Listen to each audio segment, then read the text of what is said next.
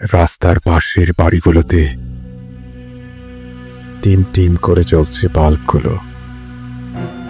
তার আলোতে দেখতে পাই কয়েকটা শেয়াল গাড়ি থেকে একটু দূরে দাঁড়িয়ে আছে। আমরা চোখ বন্ধ করে সূরা পড়তে পড়তে নৌকার ঘাটে গিয়ে পৌঁছাই। এরপর আমি আমার ডান পার দিকে তাকিয়ে দেখি একটা দুর্গন্ধময় রশ্মি দিয়ে আমার পা বাঁধা। রশ্মিটিতে হাত দিতেই খুব বিকটি ও বিকট একটা শব্দ আমার কানে কানে পড়ল, তোকে না যে সহিংস্রভাবে মারব। পেছন ঘুরে তাকাতেই দেখি মাহি দাঁড়িয়ে আছে। মৃত্যুর পরও কি থেকে যায় বন্ধুত্ব? মাহি কেন ফিরে এসেছিল? অথবা বন্ধুর বলা কোনো রাতের ঘটনা, যখন একজন অ্যাম্বুলেন্স ড্রাইভার লড়াই করছেন শুধু একটি সকাল দেখার জন্য। সেই ঘটনা কখনো কি ভোলা যায়? অথবা নতুন ফ্ল্যাট কিনে বন্ধু ফারহানকে চমকে দেওয়ার পরে কেন থমকে গিয়েছিল সেই ব্যাংকার ভদ্রলোকের জীবন? প্রশ্নগুলো সহজ, তবু উত্তর অজানা। আর সেই অজানা ভয়ের রাজ্যে এখন নিয়ে যাব আপনাদের। শুরু হচ্ছে ভূত.com presents Achinpur, haunted by Airtel. ভূত.com presents Achinpur, haunted with Airtel। চলুন হারিয়ে যাই ভয়ের রাজ্য অচিনপুরে। বন্ধুর সাথে হারিয়ে যাই ভয়ের রাজ্যে অচিনপুর, বন্ধুর সাথে। Welcome back. আপনাদের সবাইকে স্বাগত জানাচ্ছি আমি রাসেল। আশা করছি আপনারা সবাই ভালো আছেন এবং ভালোর তলে আছেন। আমিও ভালো আছি আর ভালোর তলে আছি। যেভাবে লেখা আছে সেভাবেই পড়ে শোনাচ্ছি। রাসেল ভাইয়া, আসসালামু আলাইকুম। আশা করি আল্লাহর কৃপায় ভালো আছেন, সুস্থ আছেন। আমি মীর সাব্বির বলছি সিরাজগঞ্জ জেলার শাহাদাতপুর উপজেলার ভাটপাড়া গ্রাম থেকে। ঘটনাটি এক লাশ কেন্দ্রিক, আমার এবং আমার বন্ধুর সাথে ঘটে যাওয়া একটি ঘটনা। ঘটনার সময়কাল 2020 সালের ডিসেম্বর মাসের 20 তারিখ রাত আনুমানিক 11 ঘটিকায় আমার খালু আমার বাবাকে ফোন করে জানায় আমার খালা আমাদের সিরাজগঞ্জের কোনো একটা স্বনামধন্য হসপিটালে মারা গেছেন। হসপিটাল থেকে আমাদের বাড়ি কাছে হয় এবং যোগাযোগ ব্যবস্থা ভালো থাকায় আমার বাবা আমার খালার লাশ রাতে আমাদের বাড়িতে রেখে সকালে আমার খালার বাড়িতে নিয়ে যাওয়ার পরিকল্পনা করেন। কারণ আমার খালার বাড়ি যেতে ইঞ্জিন চালিত নৌকায় নদী পার হতে হয়, আর শীতকাল থাকার কারণে প্রচুর কুয়াশা, নদীতে নৌকা চলাচল প্রায় বন্ধ বললেই চলে। তাই আমি আর আমার বন্ধু রাজীব পাশের একটি মসজিদ থেকে একটি লাশবাহী খাটিয়া নিয়ে আমাদের বাড়ির সামনে রাস্তায় অপেক্ষা করতে থাকি। অতঃপর অ্যাম্বুলেন্স লাশ নিয়ে আসে। একটা পর্যায়ে আমার খালু এবং আমার খালাতো বোন মিলে সিদ্ধান্ত নেয় তারা রাতেই লাশ ইঞ্জিন চালিত নৌকায় করে ওই পারে অর্থাৎ আমার খালার বাড়িতে নিয়ে যাবে। পরে তাদের জোড়াজড়িতে আমরাও রাজি হয়ে যাই। আমি আর আমার বন্ধু রাজীব আমরা দুজনে একসাথে লাশবাহী গাড়িতে উঠে পড়ি, কারণ লাশ নদীর ওই পার অর্থাৎ আমার খালার বাড়িতে নৌকায় করে নিয়ে যাওয়ার জন্য নৌকার ঘাটে যেতে হবে। আমার খালু অ্যাম্বুলেন্সের সামনে বসেছিলেন। আমি আর আমার খালাতো বোন সিনথিয়া আর রাজীব আমরা লাশবাহী গাড়ির পেছনে আমার খালার সাথে বসেছিলাম। আমার বাড়ি থেকে নৌকা ঘাটের দূরত্ব প্রায় 30 মিনিটের। কুয়াশা আর প্রচণ্ড অন্ধকারের কারণে গাড়ি খুব আস্তে আস্তে চলতে শুরু করে। গাড়ি কিছু দূর যাওয়ার পর হঠাৎ বাইরে আচমকা একটা শব্দ শুনে অ্যাম্বুলেন্সের ড্রাইভার গাড়ি থামিয়ে দেয়। আমি আর রাজীব দুজনই ছিলাম খুব সাহসী। আমরা গাড়ি থেকে নিচে নেমে বোঝার চেষ্টা করি শব্দটা কোথা থেকে আসছে। তখন আমরা দুজন যা দেখতে পাই তাতে খুবই আতঙ্কিত হয়ে পড়ি। আমরা রাস্তার পাশে বিভিন্ন বাড়ির বাইরে জ্বলতে থাকা বাল্বের আলোয় দেখি কয়েকটা শেয়াল গাড়ি থেকে একটু দূরে দাঁড়িয়ে আছে, আর গাড়ির ওপরে কয়েকটি ঈগল একসাথে উঠছে। রাজীব আমাকে আতঙ্কিত কণ্ঠে বলল, সাব্বির, আমাদের গ্রামে তো কোনো শেয়াল নেই, তাহলে এগুলো কি? আর এত রাতে গাড়ির ওপরে এতগুলো ঈগল কেন উঠছে? ঈগল তো রাতে দেখা যায় না। এখানে ছোট থেকে বড় হয়েছি, অনেক রাতে এই জায়গায় ঘুরেছি, কোনোদিন শিয়াল দেখতে পাইনি। আজ শিয়াল এলো কোত্থেকে? এরকম প্রশ্ন করতে করতে আমরা অস্থির হয়ে যাই। আমরা দুজন আবার শিয়ালের দিকে তাকিয়ে ভয়ে জমে যাই। দেখতে পাই শিয়ালের হাত পা সবই আছে, কিন্তু কেমন যেন একটু অন্য রকমের মুখটা। তখনই অ্যাম্বুলেন্সের ড্রাইভার বলে, ভাই, গাড়ির কোনো সমস্যা নাই, গাড়িতে উঠুন। ড্রাইভার এতক্ষণ চেক করছিল শব্দ হওয়ার কারণ কি। তখন আমরা গাড়িতে উঠে বসি। গাড়ি আবার চলতে শুরু করে। হঠাৎ গাড়ির ভেতর কাঁচে জানলা দিয়ে বাইরে তাকিয়ে ভয়ে নিঃশ্বাস বন্ধ হয়ে যায়। শিয়ালগুলো গাড়ির পেছনে ছুটে ছুটে আসছে। তখন বিষয়টা আমি রাজীবকে দেখাই।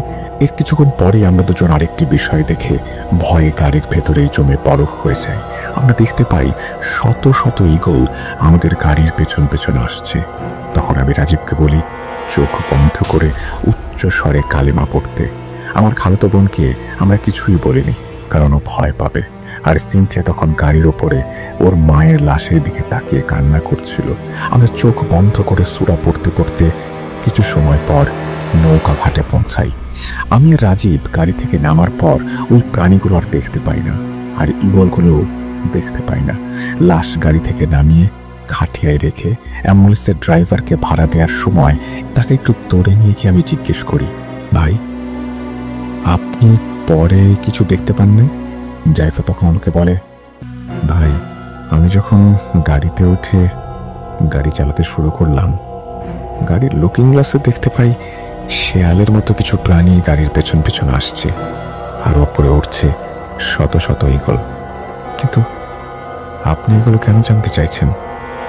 আসলে ভাই, আমি আর আমার বন্ধু রাজীবও এইগুলো দেখেছি। ভাই, ভয় পাবেন না, লাশ নিয়ে রাতে কোথাও গেলে এরকম অনেক সমস্যাই হয়। এই বলে ড্রাইভার অ্যাম্বুলেন্স নিয়ে চলে যায়। তারপর আমি অনেক কষ্টে একটি ইঞ্জিন চালিত নৌকা ভাড়া করি লাশ নিয়ে যাওয়ার জন্য। লোক না থাকার কারণে আমার খালু আমাকেও লাশের সাথে যেতে বলে। সাব্বির, নৌকাঘাট থেকে নামার পর 10 মিনিট হেঁটে যেতে হবে। আমি দুজনকে বলে রেখেছি, তারা অপেক্ষা করছে। তুই থাকলে একটু ভালো হয়। খাটিয়ায় করে লাশ নিয়ে যেতে হবে বাড়িতে। কোনো উপায় না দেখে আমি রাজীবকে বলি, তুইও চল আমার সাথে। কিন্তু রাজীবের সকালে কাজ থাকায় বলে, তুই যা, আমি যাব না। তখন আমি ওকে সাবধানে বাড়ি যেতে বলি। নৌকায় আমার খালার লাশ নিয়ে আমি আমার খালাতো বোন, খালু আর নৌকা চালক অন্ধকার আর কুয়াশার মাঝেও নদী পার হওয়ার জন্য চলতে শুরু করি। হঠাৎ মাঝি বলে ওঠে, ভাই, অন্ধকার যেন আরো বেশি হয়ে গেল। আমি অন্ধকার আর কুয়াশার জন্য কিছুই দেখতে পাচ্ছি না। আমি বলি, টর্চ লাইট দিয়ে দেখে আস্তে আস্তে এগিয়ে যান। কিন্তু কুয়াশার কারণে টর্চ লাইটের আলোতেও কিচ্ছু দেখা যাচ্ছিল না। নৌকার ঘাট থেকে খালার বাড়ির ঘাটে নৌকার যেতে 1 ঘন্টা সময় লাগে।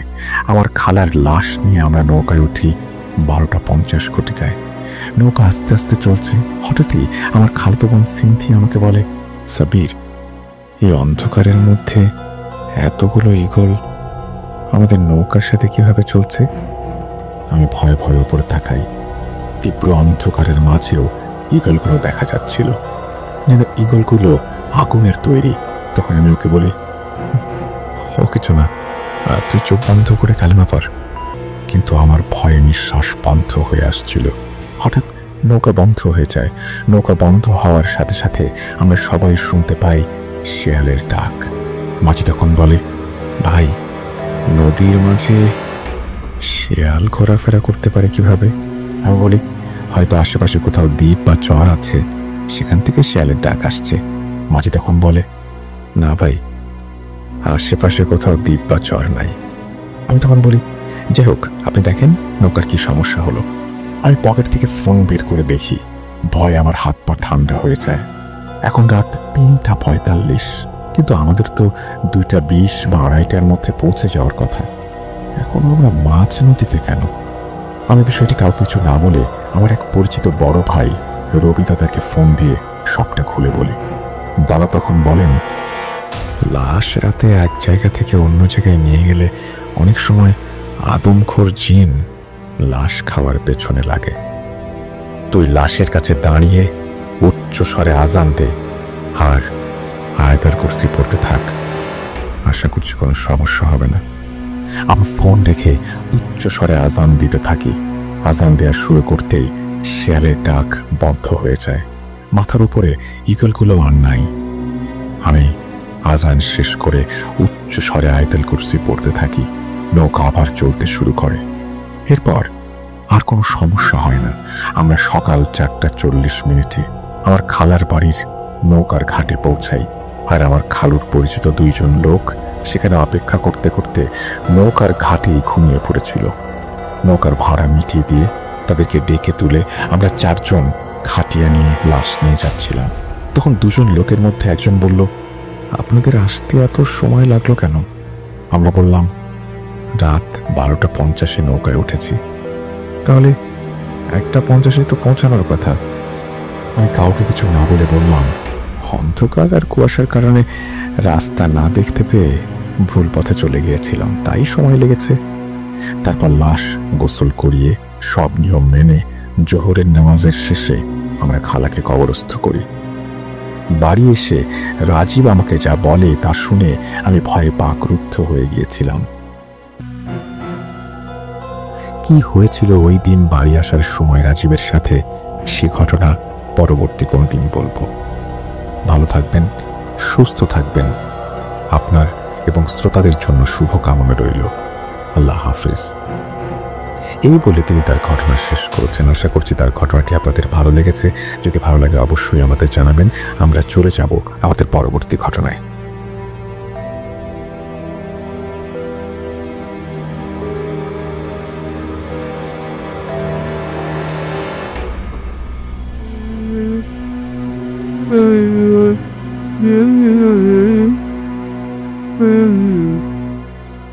Bhoot.com presents Achinpur, haunted on by a dialect.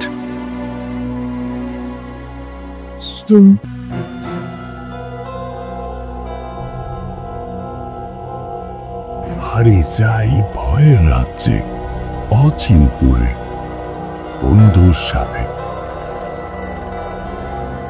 Welcome back. আপনাদের সবাইকে স্বাগত জানাচ্ছি আমি রাসেল। আশা করছি আপনারা সবাই ভালো আছেন আর ভালোর তলে আছেন।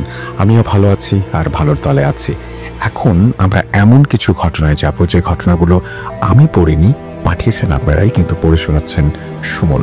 চলুন প্রথম ঘটনায় যাওয়া যাক। আসসালামু আলাইকুম প্রিয় রাসেল ভাই, আশা করি ভালোই আছেন। আমি রিফাত মিনা বলছি গোলাপগঞ্জ থেকে। আমার বাড়ি গোলাপগঞ্জ জেলার কাশিয়ানী থানার পরানপুর গ্রামে। ভূত.com এটা আমার শেয়ার করা প্রথম গল্প। ভালো লাগলে শ্রোতাদের পড়ে শোনানোর অনুরোধ রইল। আজকের ঘটনাটি ঘটে আমার নিজের সাথে। আমার মামার বাড়ি খাগাইলে। ভালো করে বোঝার সুবিধার্থে বলে রাখি, আমার মামাদের বাড়িটা পূর্বে হিন্দুদের বাড়ি ছিল, ফলে বাড়ির পাশেই একটি শ্মশান ও একটি মন্দির আছে। লোকমুখে শুনেছি অনেকেই নাকি রাতে শ্মশানে আগুন জ্বলতে দেখে এবং মন্দিরে পূজা হচ্ছে এমন দৃশ্য দেখে। এবার ফিরছি আসল ঘটনায়। আমার মামাদের বাড়িটা বিল এলাকায় হওয়ায় বর্ষাকালে বাড়ির চারিদিকে পানিতে ভরে যায় এবং সেখানে প্রচুর মাছ পাওয়া যায়। তো আমিও একদিন শখ করে আমার মামা বাড়ির পাশের বাড়ির তাহমিদ নামের একটি ছেলেকে নিয়ে মাছ ধরতে যাই। আমাদের সাথে ছিল 2টা টর্চ লাইট, একটি ব্যাগ এবং একটি মাছ কোপানোর ফুলকুচি। আমাদের স্থানীয় ভাষায় এটাকে আমরা ফুলকুচি বলি। আমাদের বাড়ির পাশে অবস্থিত শ্মশানের পাশ দিয়ে যখন মাছ কোপাচ্ছিলাম এবং বেশ ভালোই মাছ পাচ্ছিলাম, হঠাৎ আমার চোখে পড়ে একটি সাপের দিকে। আমি তাকে আমার হাতে থাকা মাছ কোপানোর যন্ত্রটি দিয়ে কোপ মারি, আর এটাই ছিল আমার জীবনের সবচেয়ে বড় ভুল। সাপটিকে কোপ মারার সাথে সাথেই চারপাশের পানির রক্তে লাল হয়ে যেতে লাগলো। মনে হচ্ছে এখানে কয়েকটা গরু আর বড় কোনো পশু জবাই করা হয়েছে। আর আরও খেয়াল করলাম সাপটার গায়ে অনেক শক্তি। একটা সাপের গায়ে সাধারণত এতটা শক্তি থাকার কথা না। এটা দেখে আমি বেশ ভয় পেয়ে গেলাম এবং বাড়িতে ফিরে আসার সিদ্ধান্ত নিলাম। বাড়িতে ফেরার সময় খেয়াল করলাম একটি বিড়াল আমার মাছের ব্যাগের দিকে তাকাচ্ছে আর করুণ কণ্ঠে ডাকছে। আমি বিড়ালটাকে তাড়িয়ে দিয়ে বাড়িতে চলে আসলাম। সবকিছু ঠিকঠাক চলছিল। পরদিন রাতে তাহমিদ আমাকে ডাকতে আসলো মাছ ধরতে যাওয়ার জন্য। আমি আগের দিনের ঘটনা মনে করে যেতে চাইলাম না। তখন তাহমিদ অদ্ভুতভাবে আমার দিকে তাকিয়ে কোনো কিছু না বলে একা একাই বিলের দিকে হাঁটা শুরু করে দিল। ও একা একা ভয় পাবে ভেবে আমিও ওর পিছু পিছু গেলাম। দুজনে মিলে মাছ ধরতে লাগলাম। বিলে তখন পানি অল্প থাকায় আমরা হেঁটে হেঁটে মাছ ধরছিলাম। মাছ ধরতে ধরতে বাড়ি থেকে বেশ খানিকটা দূরে চলে আসলাম। তখন আমি তাহমিদকে বললাম, চল এখন ফিরে যাই।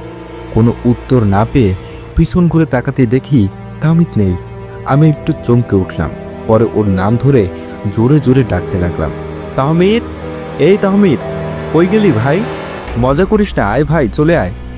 কিন্তু কোনো সাড়া পেলাম না। অনেকক্ষণ যাবৎ ডাকার পরে হঠাৎ পাশের একটি হিজুর গাছ থেকে ক্ষীণ আওয়াজে ফিস ফিস করে বাতাসে ভেসে আসলো, ভাই আমি এখানে। তারপর আবার সব শুনশান। আমি বলতে লাগলাম, কি করছিস তুই ওখানে? এদিকে আয়, আমরা বাড়ি যাব। এটা বলছিলাম তখনই খেয়াল করলাম আমার পায়ের কাছে গতকালের কোপানো সেই সাপটি ফনা তুলে আছে আর আমার দিকে ধেয়ে আসছে।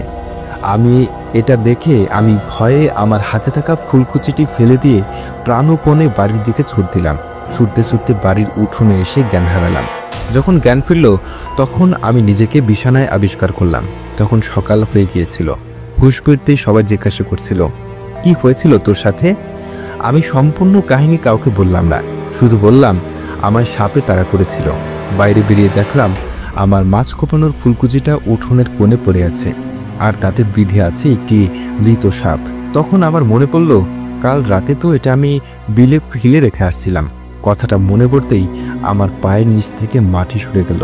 এরপরে তাহমিদের খোঁজ নিতে ওর বাড়িতে গিয়ে ওর মায়ের মুখে যা শুনলাম তা শোনার জন্য আমি মোটেও প্রস্তুত ছিলাম না। ওর মা বলল, বাবা কাল তো ও বিছানা থেকেই ওঠেনি।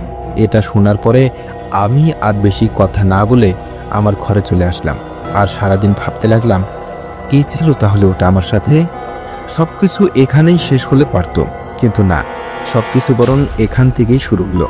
সেদিন রাত থেকে আমার প্রচণ্ড জ্বর হলো এবং কোনোভাবেই জ্বর কমল না। সারা রাত প্রচণ্ড জ্বর। তবে আশ্চর্যের বিষয় হলো আমি একেবারে পুরোপুরি সুস্থ হয়ে গেলাম। রাতে যে প্রচণ্ড জ্বর ছিল তা বোঝাই যাচ্ছিল না। এভাবে প্রতি রাতে জ্বর আসতো, সকালে সুস্থ হয়ে যেতাম। এভাবে জ্বর আসতেই থাকলো এবং দিন দিন আমি শুকিয়ে যাচ্ছিলাম এবং সবাই বলছে আমি নাকি অস্বাভাবিক কর্মকাণ্ড করতাম। তবে আমার কিছুই মনে নেই। এভাবে দিন দিন আমার অবস্থা আরো খারাপের দিকে যেতে লাগলো। একদিন রাতে আমি শুয়েছিলাম, তখন হঠাৎ বাইরে থেকে কে যেন ফিস ফিস করে আমাকে ডাকে, বাইরে আয়, আমাকে মাছ দিয়ে চা, আমি মাছ খাবো। তখন আমার নিজের উপর কোনো কন্ট্রোল ছিল না। আমি দরজা খুলে বাইরে বেরিয়ে দেখি একটা অবয়ব দাঁড়িয়ে আছে আর ইশারায় আমাকে তার দিকে ডাকছে।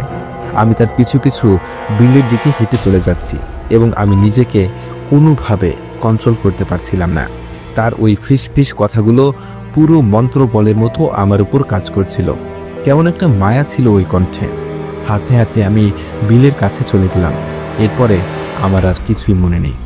বাকি ঘটনাটা চলুন আমার নানুর মুখ থেকে শুনি। নানু বলছে, সেদিন রাতে তুই হঠাৎ দরজা খুলে বেরিয়ে যাওয়ায় আমি আর তোর নানা তোর পিছে পিছে যাই।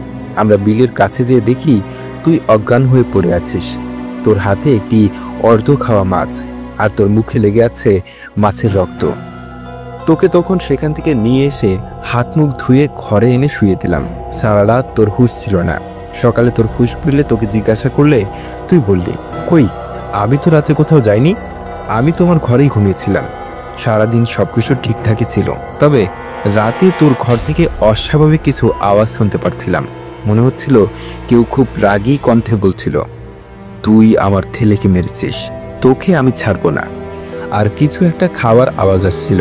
তখন সবাই তোর ঘরে যেয়ে দেখি তুই একটি কাঁচা মাছ কামড়ে কামড়ে খাচ্ছিস আর তোর মুখ দিয়ে অস্বাভাবিক সব আওয়াজ বের হচ্ছে।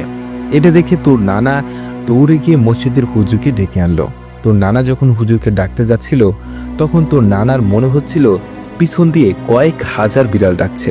চারিদিকে শুধু বিড়ালের ডাক। তোর নানা খুব সাহসী মানুষ, তাই ওইসবে পাত্তা না দিয়ে দোয়া দরুদ পড়ছিল আর মসজিদের দিকে দৌড়াচ্ছিল। কিন্তু হুজুরকে নিয়ে আসার সময় সবকিছুই স্বাভাবিক ছিল। হুজুর এসে আয়াতুল কুরসি পড়ে তোকে ফু দেয় আর সরিষার তেলে দোয়া পরে ফু দিয়ে তোর কানে সেই তেল দিয়ে দেয়। তখন তুই চিৎকার দিয়ে বেহুশ হয়ে যাস।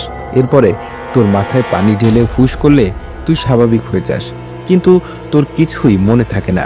তখন হুজুর চলে যাওয়ার আগে তোর নানাকে বলে ওকে ভয়ানক খবিশ জিনে ধরেছে, ওকে বড় কোনো কবিরাজ দেখাতে হবে। হুজুর তখন একটি বড় কবিরাজের ঠিকানা দিয়ে যান। তোর নানা পরের দিন সেই ঠিকানায় গিয়ে সেই কবিরাজকে বাড়িতে নিয়ে আসেন। কবিরাজ এসে তোকে দেখেই জোরে বলে ওঠে, আউযু বিল্লাহি মিনাশ শাইতানির রাজিম, আস্তাগফিরুল্লাহ। এরপরে আমাদের বলে এরা তো খুব ভয়ানক জিন, আল্লাহ মাফ করুক। তখন কবিরাজ মাটিতে একটি দাগ কেটে সেখানে তোকে বসিয়ে জিনকে হাজির করেন এবং তাকে বলে তুই এর পিছনে কেন লেগেছিস। তখন সে রাগান্বিত কণ্ঠে বলে, এই আদম সন্তান আমার ছেলেকে মেরেছে, আমি ওর পুরো বংশকে শেষ করে দেব। তখন কবিরাজ বলে ও তোর কি ক্ষতি করেছে। তখন সে জিন এভাবে বিস্তারিত বলল, আমার ছেলে সেদিন মাছ খাওয়ার জন্য সাপের রূপ নিয়ে বিলের ভিতরে মাছ খাচ্ছিল। তখন এই আদম সন্তান বিনা কারণে আমার ছেলেকে হত্যা করে। এরপরে আমি বিড়ালের রূপ নিয়ে তার কাছে মাছ খাওয়ার জন্য চাই, কিন্তু সে আমাকেও তাড়িয়ে দেয়। এরপর আমি প্রতিশোধ নেওয়ার জন্য ওর পিছনে লাগি।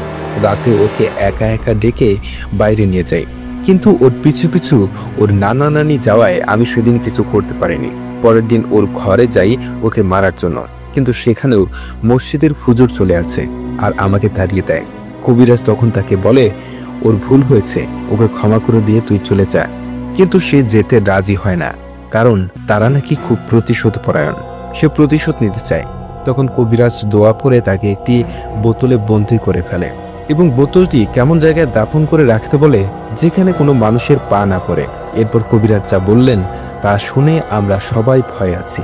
কবিরাজ বললেন একে আমি বন্দী করে দিয়েছি, এ আর কিছু করতে পারবে না, তবে এর একটি ছোট বাচ্চা আছে যে এখনো ছোট থাকায় আমি তাকে বন্দী করতে পারিনি। সে যদি বড় হয়ে তার বাবার ব্যাপারে জানতে পারে তবে সে অবশ্যই প্রতিশোধ নিতে আসবে, কারণ এরা খুবই প্রতিশোধ পরায়ণ। তখন এই কবিরাজ সবাইকে একটা আমল দিয়ে যায় আর সবাইকে একটা করে তাবিজ দিয়ে যায় আর বাড়ি বন্ধ করে দিয়ে যায়। এরপর থেকেই সবই স্বাভাবিক থাকে, তবে মাঝে মাঝে মনে হয় কে যেন আমার কানের কাছে ফিস ফিস করে বলছে আমাকে মাছ দে, আমি মাছ খাবো। জানি না এটা আমার মনের ভুল কিনা। আজকের ঘটনাটি এ পর্যন্তই।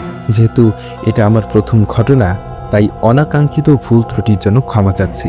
সবাই ভালো থাকবেন, সুস্থ থাকবেন আর আমার জন্য দোয়া করবেন।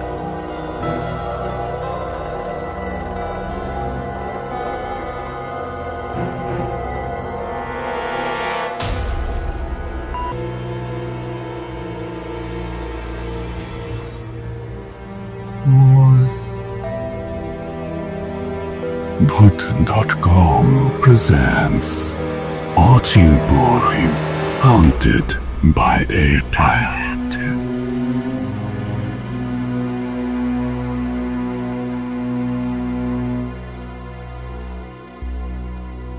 হারিয়ে যাই ভয়ে রাজ্যে অচিনপুরে মধুর সাদা। Welcome back. আশা করছি আপনারা সবাই ভালো আছেন, ভালোর তলে আছেন। আমিও ভালো আছি আর ভালোর তলেই আছি। ঘটনায় যাব, তবে তার আগে বলি যারা শুনছেন তারা অনুগ্রহ করে আমাদের চ্যানেলটি সাবস্ক্রাইব করবেন এবং অবশ্যই বেল আইকনটি ক্লিক করতে ভুলবেন না। আমরা চলে যাচ্ছি ঘটনায়। যেভাবে লেখা আছে আমি সেভাবেই পড়ে শোনাচ্ছি। আসসালামু আলাইকুম রাসেল ভাই, কেমন আছেন? আশা করি ভালো আছেন, ভালোর তলেই আছেন। আমি রোমান, লিখছি টাঙ্গাইল ব্যাপারী পাড়া থেকে। আমি সরাসরি ঘটনায় যাচ্ছি।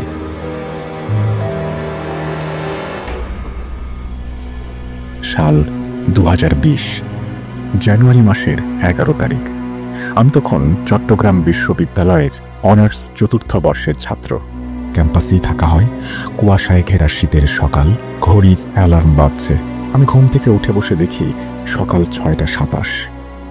আর বেশি দেরি না করে তাড়াতাড়ি রেডি হয়ে ব্যাগ নিয়ে বের হয়ে পড়ি টিউশনের উদ্দেশ্যে। ক্যাম্পাস থেকে স্টুডেন্টের বাসা 20 মিনিটের রাস্তা। 7টায় টিউশনের সময়, দেরি করা যাবে না এই ভেবে হাঁটতে থাকি। রাস্তায় কুয়াশা ছাড়েনি, সব কেমন যেন ঘোলাটে। কুয়াশায় একটু পরপর চশমার গ্লাস ঘেমে যাচ্ছে। আমি ছোটবেলা থেকেই চোখে চশমা ব্যবহার করি। হাত ঘড়ির দিকে তাকিয়ে দেখি 10 মিনিট আছে। আমি জোরে জোরে পা চালাই। এমন সময় পেছন দিক থেকে একটা শব্দ ভেসে আসে, খুব বিরক্তিকর শব্দ। আমি পেছন ফিরে তাকাতেই জোর বাতাসে ধাক্কা খাই। আমি তখনই বেহুশ হয়ে পড়ি। মাথাটা হালকা ধরে আছে, ব্যথা করছে।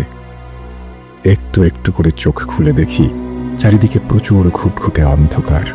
আমি থমকে যাই। দিশেহারা হয়ে আমি আলো খুঁজতে থাকি। আমি জোরে চিৎকার করে ডাকি। এমন সময় দেখি হালকা লালচে হলদে রঙের আলো আমার দিকে এগিয়ে আসছে। এমন আলো আমি আমার জীবনে কখনো দেখিনি। ভয়ে ভয়ে বলছি, কে কে কে ওখানে? আমি এখানে কেন? আমি কোথায়? আমার আওয়াজ শুনে ওই আলো আস্তে আস্তে নিভে গেল। এরপর আমি আমার ডান পার দিকে তাকিয়ে দেখি একটি দুর্গন্ধময় রশি দিয়ে আমার পা বাঁধা। রশিতে হাত দিতেই খুব বিশ্রী ও বিকট শব্দ আমার কানে এসে বলতে থাকলো, তোকে মারব, নৃশংসভাবে মারব। আমি শুনে অবাক হয়ে যাই। বলতে থাকি, কে তুমি? আমি কি ক্ষতি করেছি? আমাকে ছেড়ে দাও, যেতে দাও আমাকে।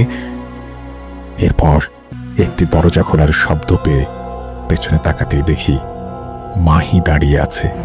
মাহি হলো আমার বান্ধবী। 4 বছর আগে ওর সাথে আমার পরিচয় হয়। বিশ্ববিদ্যালয়ের প্রথম দিকে ওকে আমি দেখি। ও আমার সেম ব্যাচ। একটা সময় আমাদের মধ্যে বন্ধুত্ব গড়ে ওঠে। খুব ভালো বন্ধুত্ব ছিল আমাদের। তার 3 বছর পর ওর পরিবার অর্থাৎ বাবা মা দুজনেই একটি দুর্ঘটনায় মারা যায়। তখন থেকেই মাহি কেমন যেন হয়ে গেছে। অনেক ভালো স্টুডেন্ট ছিল। আমি ভাবি মা বাবার এমন দুর্ঘটনা হয়তো মেনে নিতে পারেনি, তাই একটু ডিপ্রেশনে আছে। তার 1 মাস পর হঠাৎ রাত 3টায় মাহি আমাকে কল করে বলে তাদের বাড়ি যেতে। আমি ওর কথা শুনে অবাক হয়ে যাই। ওর কণ্ঠ শুনে মনে হয় যে কোনো কিছু ওর গলা টিপে ধরেছে। আমি ফোনে বলতে থাকি, কি হয়েছে তোর? তুই ঠিক আছিস তো? কোনো উত্তর পাই না। আমি ক্যাম্পাস থেকে তখনই বের হয়ে ওর বাড়ি যাই। 15 মিনিটের রাস্তা। মনে হলো 5 মিনিটের ভেতরেই পৌঁছে গেলাম। বাইরে দাঁড়িয়ে কল দিচ্ছি, ফোন ধরছে না। ভাবলাম বাড়িতে হয়তো চোর বা ডাকাত এসেছে। বাড়িতে মেয়েটি একা থাকে। আমি কোনো কিছু না ভেবে দেয়াল টপকে বাড়ির ভেতর প্রবেশ করি। দরজায় একটু ধাক্কা দিতেই খুলে যায়। পুরো বাড়ি খালি। খুব খুঁজছি কিন্তু কোনো কিছুই পেলাম না। শুধু পেয়েছি ওর একটি ফোন আর ল্যাপটপ। আমি থানায় যাবার সাহস পাচ্ছিলাম না। কি বলবো থানায় গিয়ে? কিছুক্ষণ পর ক্যাম্পাসে চলে আসি, সাথে ওর ফোন আর ল্যাপটপ। কাউকে কিচ্ছু বলিনি। হঠাৎ 4 দিন পর সকালে শুনতে পাই মাহির মৃতদেহ পাওয়া গিয়েছে। ওর বাড়ির পেছনের আম গাছে ঝুলেছিল লাশ। পরে এলাকার মানুষজন দুর্গন্ধ টের পেয়ে লাশ খুঁজে পায়। লাশ দেখে মনে হচ্ছিল কেউ মেরে গলায় দড়ি পেঁচিয়ে রেখেছে। পরে আর কিছু জানা যায়নি। পুলিশ ফাইল বন্ধ করে ফেলে, বলে সুসাইড কেস। বেশ কিছু মাস আতঙ্কে ছিলাম, কিভাবে কি হলো এই ভেবে। কিন্তু কে জানে আজ আমি মাহিকে দেখব। এটা কি সত্যিই মাহি নাকি ওর অবয়ব? আমি ওর সামনে এগোতেই অনুভব করি আমি নড়াচড়া করতে পারছি না। হাসির শব্দ শুনতেই ঘুরে তাকাই, দেখি মাহি বলল, তুই আসলে সে বেঁচেই যেত। আমি বললাম, সে মানে তুমি কে? আমার কে দোষ? কোনো উত্তর পেলাম না।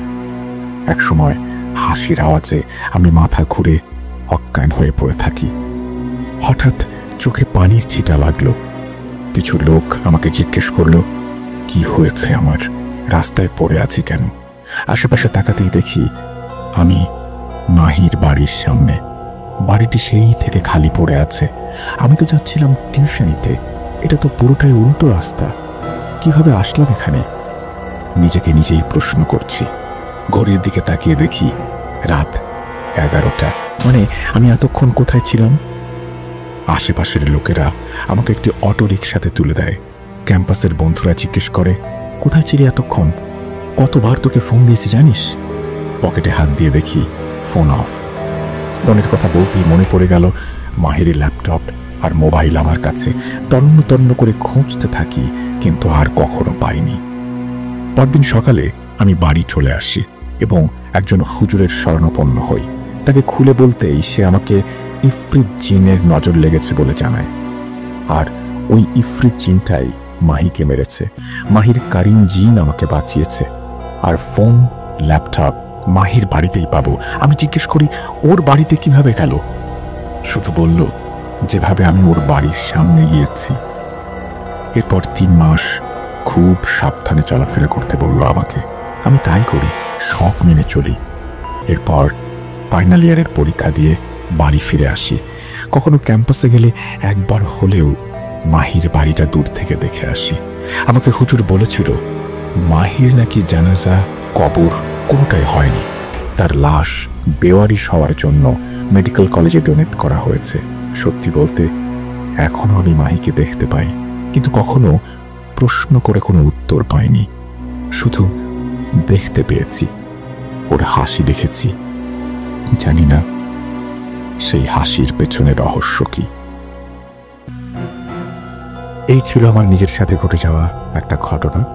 এই প্রথম ঘটনা লিখলাম, হয়তো ভালো করে বোঝাতে পারিনি। ভুল হলে ক্ষমা সুন্দর দৃষ্টিতে দেখবেন। আর রাসেল ভাই, আপনার জন্য শুভ কামনা রইল। ইচ্ছে আছে আপনার সাথে দেখা করবার। ইনশাল্লাহ একদিন দেখা হবে। ভালো থাকবেন সবাই। এই বলেই তিনি তার ঘটনা শেষ করেছেন। থ্যাংক ইউ সো মাচ আপনার ঘটনার জন্য। খুব চমৎকারভাবে লিখেছেন আপনি ঘটনাটি।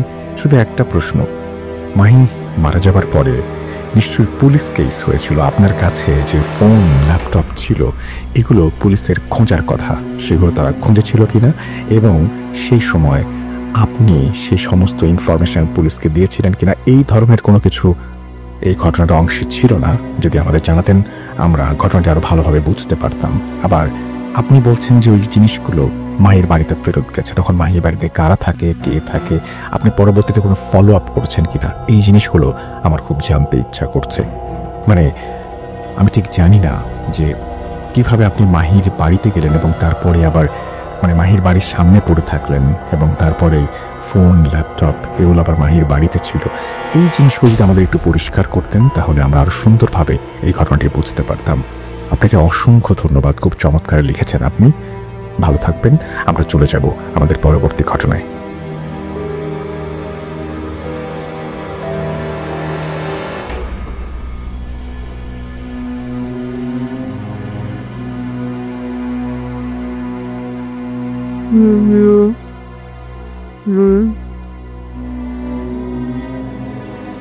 Bhoot.com presents Achinpur Jet Airtel.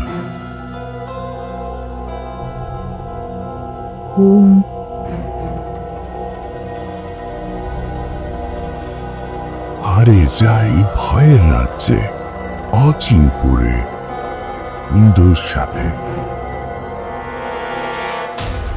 আরও একবার আপনাদের সবাইকে স্বাগত জানাচ্ছি আমি রাসেল। আশা করছি আপনারা ভালো আছেন, ভালোর দলে আছেন।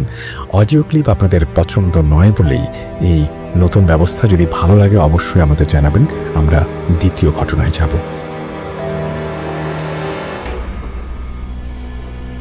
আসসালামু আলাইকুম রাসেল ভাই, আমি KM মাহিদ হাসান বলছি চাঁদপুর থেকে। জানি আপনি সর্বদা ভালোর দলেই থাকেন, তাই আর জিজ্ঞাসা করলাম না কেমন আছেন। স্টুডিওতে যাওয়া সম্ভব না বলে ঘটনাটি পড়ে শোনানোর অনুরোধ রইল। Bhoot.com-এ এটা আমার প্রথম স্টোরি, তাই ভুল ত্রুটি ক্ষমার দৃষ্টিতে দেখবেন আশা করি।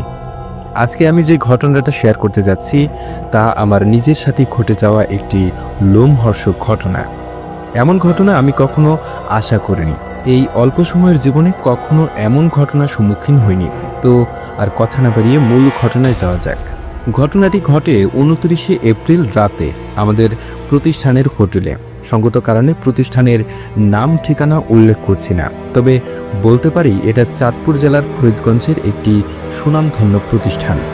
মূলত 30শে এপ্রিল আমাদের SSC পরীক্ষার প্রস্তুতির জন্য আমি প্রতিষ্ঠানের হোস্টেলে উঠছি। প্রথমেই আমি হোস্টেলের কিছুটা বর্ণনা দিয়ে নিই, যাতে করে শ্রোতাদের ঘটনাটি বুঝতে সুবিধা হয়। হোস্টেলটি ছিল একটি পুরাতন বিল্ডিংয়ের দোতলায়। নিচতলা থেকে লম্বা করিডোর পেরিয়ে দোতলায় উঠতে হয়, আর নিচতলার সিঁড়ির পাশে রয়েছে বাথরুম। সিঁড়ি বেয়ে দোতলায় উঠলেই ডানেই একতলার খোলা ছাদ। মূলত হোস্টেলটি দোতলার বিল্ডিংয়ের অর্ধেক অংশ ছিল। হোস্টেল থেকে একতলার ছাদে অনায়াসে যাতায়াত করা যেত। এবার হোস্টেলের রান্নাবান্না করতেন যিনি, তার সামান্য পরিচয় দিয়ে নিই, যাতে ঘটনাটি বুঝতে সুবিধা হয়। তাকে আমরা সবাই চাচা বলে ডাকি। তার গড়ন ছিল বেটে এবং খাটো। তার বয়স আনুমানিক 70 বছর। সংযত কারণেই আমি তার নাম উল্লেখ করছি না। এবার আসি মূল ঘটনায়। 29শে এপ্রিল রাত আনুমানিক 1:30। হোস্টেলে তখন বেশি ছাত্র ছিল না, শুধুমাত্র আমরা 5 জন এসএসসি পরীক্ষার্থী ছিলাম। পরের দিন পরীক্ষা থাকার কারণে সবাই অনেক রাত পর্যন্ত পড়ালেখা করার সিদ্ধান্ত নেয়। কিন্তু সময় রাত 1টার কোঠা পেরোতে না পেরোতেই সবাই ঘুমিয়ে পড়ে। আমার তখনও কিছু অধ্যায় রিভিশন দেওয়া বাকি, তো আমি নিজের মতো করে পড়তে লাগলাম। রাত যখন আনুমানিক 1:30 বাজে, তখন আমার নিচের একতলায় বাথরুমে যাওয়ার প্রয়োজন হলো। যখনই আমি প্রয়োজন সেরে দোতলায় উঠতে গেলাম, তখন অন্ধকারে করিডোরের মধ্যে থাকা আবছা আলোয় কালো একটি বেটে অবয়ব লক্ষ্য করলাম। বলে রাখা ভালো, তখন কারেন্ট ছিল না। কালো বেটে অবয়বটি মাথা নিচু করে করিডোরে পায়চারি করছিল, যা দেখে আমি কিছুক্ষণের জন্য থমকে যাই এবং কিছুক্ষণ পরে ফ্ল্যাশলাইট দিয়ে ভালোভাবে করিডোর প্রত্যক্ষ করলাম। কিন্তু তারপর সেখানে আমি কিছুই দেখতে পেলাম না। আমি নিজের চোখের ভুল মনে করে দ্রুত দোতলায় চলে গেলাম। দোতলায় আসার পর আমার আর পড়ায় কিছুতেই মন বসছিল না। আমি চোখে মুখে পানি দেওয়ার জন্য রান্নাঘরের দিকে অগ্রসর হই। বলে রাখা ভালো, রান্নাঘরটি ছিল একতলার ছাদে। আমি শীষ দিতে দিতে রান্নাঘরে যাই এবং চোখে মুখে পানি দিই। যখন আমি শীষ দেওয়া বন্ধ করে মুখে পানি দিচ্ছিলাম, তখন আমার মনে হলো অবিকল আমার মতো কেউ শীষ বাজাচ্ছে। আমি ভাবলাম হয়তো কোনো ছাত্র আমাকে ভয় দেখানোর জন্য এমন করছে। তখন আমি ফোনের লাইট অফ করে অন্ধকারে চুপ করে চারিদিকে দেখতে লাগলাম কে আমার সাথে এমন করছে। অন্ধকারে যখন আমি নিজের রুমের দিকে এগিয়ে যাই, তখনই ছাদের এক প্রান্তে আমি সেই কালো পেটে অবয়বটি লক্ষ্য করলাম। আমি ভাবলাম হয়তো চাচা ছাদে দাঁড়িয়ে আছে। তখন আমি তার দিকে এগিয়ে গেলাম। যখন সেই কালো অবয়বটি এবং আমার মধ্যে 10 হাত ব্যবধান ছিল, তখন আমি লক্ষ্য করলাম সেই অবয়বটি অন্যদিকে মুখ করে আকাশের দিকে তাকিয়ে আছে। তখন আমি তাকে জিজ্ঞাসা করলাম, চাচা, একটু আগে কি আপনি নিচতলায় গিয়েছিলেন? এতক্ষণ পর্যন্ত আমার মনে কোনো খারাপ কিছুর ধারণা আসেনি। সবকিছুই স্বাভাবিক মনে হচ্ছিল। 10 সেকেন্ডের নীরবতা ভেঙে হঠাৎই সেই অবয়বটি বলে উঠল, সকালের নাস্তায় কি খাবে? তার কথা শুনে আমি অনেকটা অবাক হয়ে যাই, কেননা চাচা কোনো সময় আমাকে তুই বলে সম্বোধন করতো না। আমি ভাবলাম হয়তো চাচা আমার সাথে মজা করছেন, তাই আমি তাকে মজা করে বললাম, সকালেরটা সকালে দেখা যাবে, তখন এক কাপ চা হলেও ভালো হয়। এই বলে আমি তার দিকে এগোতে থাকি। তখন নীরবতা ভেঙে সেই চাচা সদৃশ অবয়বটি আবারও বলে উঠল, সকালের নাস্তায় কি খাবি? এবার আমার মনে কিছুটা ভয়ের সঞ্চার হয়, কারণ চাচার গলাটা ছিল কাঁদো কাঁদো। চাচা মজা করলেও এভাবে কাঁদো কাঁদো গলায় কখনো কথা বলবেন না। এবার আমি কিছুটা আন্দাজ করতে পেরেছি আমার সাথে কি হতে যাচ্ছে। তখনই আমার শির দ্বারা বেয়ে একটি ঠান্ডা শীতল স্রোত বয়ে গেল, কেননা আমার মনে পড়ে গেল বিকালের কথা, যখন চাচা এক আত্মীয়ের বাড়ি যাচ্ছিল। তখন আমাকে বলে গেল 2 দিন কোনো হোটেলে খাবার খেতে। চাচা যদি বিকেলে চলে যায়, তাহলে আমার সামনে যে দাঁড়িয়ে আছে সে কে? এতক্ষণ আমি একটা ঘোরের মধ্যে ছিলাম। আমার মনে তখনও একবারও ধারণা আসেনি এখন মধ্যরাত। আমি ঘোর কাটিয়ে সবকিছু আন্দাজ করতে পেরেও নিজের জায়গা থেকে সামান্য নড়তে পারছিলাম না, কেননা আমার পা অবশ হয়ে গেছিল। ভয়ে আমার শরীর ঘামতে শুরু করলো। কি করব কিছুই বুঝে উঠতে পারছিলাম না। কোনো দোয়া মাথায় আসছিল না। আমি ভয়ে সর্বোচ্চ পর্যায়ে পৌঁছে গিয়েছিলাম। তখনই যখন দেখতে পেলাম সেই অবয়বটি শরীর ঘোরানো, তখনই শুধুমাত্র মাথাটা আমার দিকে ঘোরালো। বিশ্বাস করবেন কিনা জানি না, এমন মুখ আমি কখনো দেখতে চাইব না। তার মুখটি ছিল ক্ষত বিক্ষত পোড়া একটি মুখ। সেই মুখে আমার উদ্দেশ্যে সেই অবয়বটি কিছু বলেছিল, যা আমি শুনতে পাইনি। আমার দুনিয়া পুরো অন্ধকার হয়ে আসে। তারপর আমার আর কিছু মনে নেই। সকালে আমি নিজেকে নিজের বিছানায় আবিষ্কার করলাম এবং আস্তে আস্তে গত রাতে ঘটে যাওয়া সমস্ত ঘটনা আমার মনে হতে শুরু করে। সবাই আমাকে প্রশ্ন করে আমি রাতে কোথায় ছিলাম, এবং ভোরে সবাই নামাজ পড়ে এসে দেখেছে আমি নিজেই বেডে ঘুমিয়ে আছি। 2 দিন পরে চাচা হোটেলে আসতে জানতে পারি উনি ওই দিন বিকালে সরাসরি ওনার আত্মীয় বাড়ি গিয়েছেন। তারপর সকলের কাছে ঘটনা খুলে বলার পর বেটে অবয়ব চাচা সম্পর্কে আরও অনেক ঘটনা জানতে পারি। অনেকে নাকি এরকম ঘটনার সম্মুখীন হয়েছে। ওই রাতের ঘটনাটি আমার কাছে দিনের বেলায় স্বপ্নের মতো লাগলেও রোজ রাতে আমার মনে পড়ে সেই ভয়ঙ্কর বেটে অবয়বটির ঘটনা। পরীক্ষার কারণে আমি ঘটনাটি সময় দিয়ে সুন্দর করে সাজিয়ে লিখতে পারিনি বলে দুঃখিত। ঘটনাটি প্রচারিত হলে বেটে অবয়ব চাচা সম্পর্কে আরও ঘটনা শেয়ার করব ভূত.com-এ। আশা করি ঘটনাটি ভালো লাগলে অবশ্যই শ্রোতাদের সাথে শেয়ার করবেন এবং ঘটনাটি সিলেক্ট করলে আমাকে অবশ্যই অবহিত করবেন। ভূত.com আরও এগিয়ে যাক এই কামনা করি। ভালোবাসা রইল রাসেল ভাই এবং সকল লিসেনার্সদের প্রতি। নাম KM মাহিদ হাসান।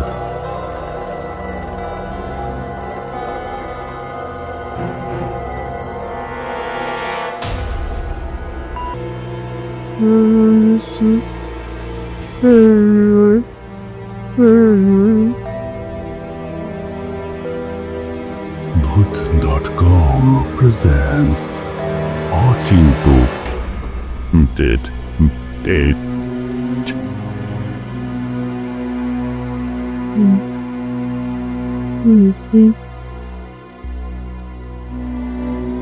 হারিয়ে যাই ভয়ের রাজ্যে অচিনপুরে বন্ধুর সাথে। Welcome back. আপনাদের সবাইকে স্বাগত জানাচ্ছি আমি রাসেল। আশা করছি আপনারা সবাই ভালো আছেন, ভালোর তলে আছেন। আমিও ভালো আছি আর ভালো তলে আছি। যেভাবে লেখা আছে আমি সেভাবেই পড়ে শোনাচ্ছি। আসসালামু আলাইকুম রাসেল ভাই, আমি ফারদিন। আশা করি ভালো আছেন।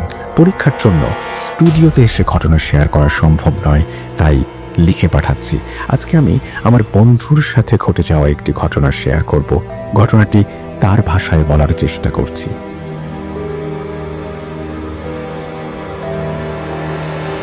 আমি একটি বেসরকারি ব্যাংকে চাকরি করি। ব্যাংকের পাশে গুলশান এলাকায় আমি সস্তায় একটা ফ্ল্যাট পেয়ে যাই। বাড়িটা বেশ বড়, আমার ভালো লেগে যায়। কিন্তু এরকম ফ্ল্যাট এত সস্তায় বিক্রি করায় আমার কিছুটা খটকা লাগলেও আমি কিছু বললাম না। বাড়িওয়ালাও ফ্ল্যাটটার বেশ প্রশংসা করেছিলেন। তবে কেন যেন মনে হলো বাড়িওয়ালা কিছু লুকাচ্ছেন। কিন্তু আমি আর দেরি করলাম না। অফিসের এত কাছে বাসা, তাও আবার এত কম দামে, এই সুযোগ হাতছাড়া করা যাবে না। অফিসে আমার সব থেকে কাছের বন্ধু ফারহান, তাকেই প্রথম বললাম অফিসের এত কাছে আমি বাসা পেয়েছি সেই ব্যাপারটা। সে তো রীতিমতো খুশি। বলিস কি, ট্রিট দিবি কবে বল? আমি হাসলাম। তখনই আসলো আব্দুর রহমান সাহেব। তিনি আমাদের সিনিয়র এবং পুরনো কর্মচারীদের মধ্যে একজন। তিনি এসে বললেন, কি নিয়ে কথা হচ্ছে? ফারহান বলল, রফিক গুলশানে একটা বাসা নিয়েছে। বেশ তো, তা গুলশানের কোন এলাকায়, ঠিকানা কি? আমি ঠিকানা বললাম। আব্দুর রহমানের মুখ শক্ত হয়ে গেল। তিনি গম্ভীরভাবে বললেন, শুনেছি ওই বাড়িটা ভালো না, খারাপ ছায়া আছে, আপনি একটু সাবধানে থাকবেন। আমি হেসে উঠলাম, বললাম, ভূত? ওসব আমি বিশ্বাস করি না, ভূত প্রেত বলতে কিছু নেই। আব্দুর রহমানের মুখটা গম্ভীর হয়ে রইল। আমার বলা আমি বলি, বিশ্বাস করা না করা এটা তো আপনার ব্যাপার, সাবধানে থাকবেন। একথা বলেই তিনি চলে গেলেন। আমরাও যে যার কাজে চলে গেলাম। রাত প্রায় 12টা ছুঁই করছে। বাড়ির চারপাশ নীরব। দূরে কোথাও কুকুরের কান্নার শব্দ শোনা যাচ্ছে, কিন্তু কেন যেন এই বাড়ির সামনে তারা আসছে না। আসলেও কেমন গড় গড় করতে করতে চলে যাচ্ছে। হঠাৎ করেই ঘরের দেয়াল ঘড়িটা বেজে উঠল। চমকে উঠলাম। আরও একটা জিনিস অনুভব করলাম, এই ফ্ল্যাটে আমি একা নেই, কেউ আছে আমার সাথে, আমাকে নীরবে দেখছে। দারুণ এক অস্বস্তি নিয়ে ঘুমোতে গেলাম। রাত কটা বাজে জানি না, হঠাৎ আমার ঘুমটা ভেঙে গেল। সচরাচর আমার ঘুম ভাঙে না। হঠাৎ একটা কান্নার শব্দ কানে এলো। মনে হচ্ছে কেউ যেন ফুঁপিয়ে ফুঁপিয়ে কাঁদছে, কোনো শিশু হবে। কিন্তু এত রাতে এভাবে কাঁদছে কেন? তার চেয়ে বড় কথা হলো, কান্নার শব্দটা আমার আশেপাশে থেকেই আসছে। হঠাৎ চোখ গেল সিলিংয়ের দিকে। দেখি একটা বাচ্চা আমার দিকে হামাগুড়ি দিয়ে এগিয়ে আসছে। তার পুরো শরীরটা ধবধবে সাদা, যেটা উল্টো হয়ে আছে, কিন্তু সে খুব স্বাভাবিকভাবেই এগিয়ে আসছে। আমি তাড়াতাড়ি লাইট জ্বালালাম, কিন্তু ওখানে কেউ নেই। চোখ ডলে দেখলাম, না, কেউ নেই তো। আমি ভুল দেখলাম। হতে পারে আমি ভুল দেখেছি। আব্দুর রহমান সাহেবের কথাগুলো মাথায় ঢুকে গেছে, তাই হয়তো ভয় পেয়ে উল্টাপাল্টা দেখছি। হঠাৎ আমার বেডরুমের দরজার সামনে দিয়ে একটা বাচ্চা ছেলে দৌড়ে গেল। বেশ চমকে উঠলাম। এবার আমি ভয় পেতে শুরু করলাম। কাঁপা কাঁপা পায়ে পাশের রুমে এগিয়ে গেলাম। রুমে গিয়ে যা দেখলাম তা ভাষায় প্রকাশ করার মতো নয়। দক্ষিণ দিকের দেয়াল থেকে সমানে রক্ত পড়ছে। ঘরটা যেন রক্তে ভেসে যাচ্ছে। আমার পাশের দেয়ালটাতেও চোখ গেলে দেখি রক্ত দিয়ে কেউ একটা কিছু লিখেছে, কিন্তু সে কোথায়? দেয়ালে লেখা, আমাকে মুক্তি দাও। আবার রক্তে ভেজা দক্ষিণ দিকের দেয়ালের দিকে তাকালাম। আমি চমকে উঠলাম। সেই ছেলেটি একদম আমার কাছে চলে এসেছে, আমাকে বলছে, আমাকে মুক্তি দাও। আমি জ্ঞান হারিয়ে ফেললাম। পরদিনই আমি বাড়িওয়ালাকে নোটিশ দিলাম, আর যাই হোক এই বাড়িতে থাকা সম্ভব নয়। এরপর প্রায় বেশ কিছুদিন কেটে গেল। ওই বাড়িটাতে কেউ থাকতে পারে না, সবাই উল্টাপাল্টা কিছু না কিছু দেখে। বাড়িটা ভেঙে ফেলা হলো। বাড়ি ভাঙার সময় শ্রমিকরা রুম থেকে একটি কফিন খুঁজে পায়। সেটি মাটি দিয়ে ভরা ছিল। মাটি সরানোর পর দেখা যায় একটা 6 থেকে 7 বছরের বাচ্চার ডেড বডি। বাচ্চাটার লাশ এতটাই জীবন্ত ছিল যেন মনে হচ্ছে বাচ্চাটাকে কেবলই কফিনে রাখা হয়েছে। এছাড়া কফিনের ভেতরে একটা কাগজ ছিল যেখানে কিছু লেখা ছিল। ধারণা করা হয় বাচ্চাটাকে শয়তানের উদ্দেশ্যে বলি দেয়া হয়েছে। তো এই ছিল আমার বন্ধুর সাথে ঘটে যাওয়া ঘটনা। যদি সিলেক্টেড হয় অবশ্যই জানাবেন। লিখেছেন ফরদিন রাহাত, খিলগাঁও চৌরাস্তা, 1427 বাই আ ডেন্টাল ক্লিনিক। ঘটনাটি আপনাদের কেমন লাগলো অবশ্যই জানাবেন। আমরা অধীর অপেক্ষায় থাকব আপনাদের কাছ থেকে এই ঘটনা সম্পর্কে বা আমাদের সব ঘটনা সম্পর্কে জানার জন্য। আমরা চলে যাব আমাদের পরবর্তী ঘটনায়।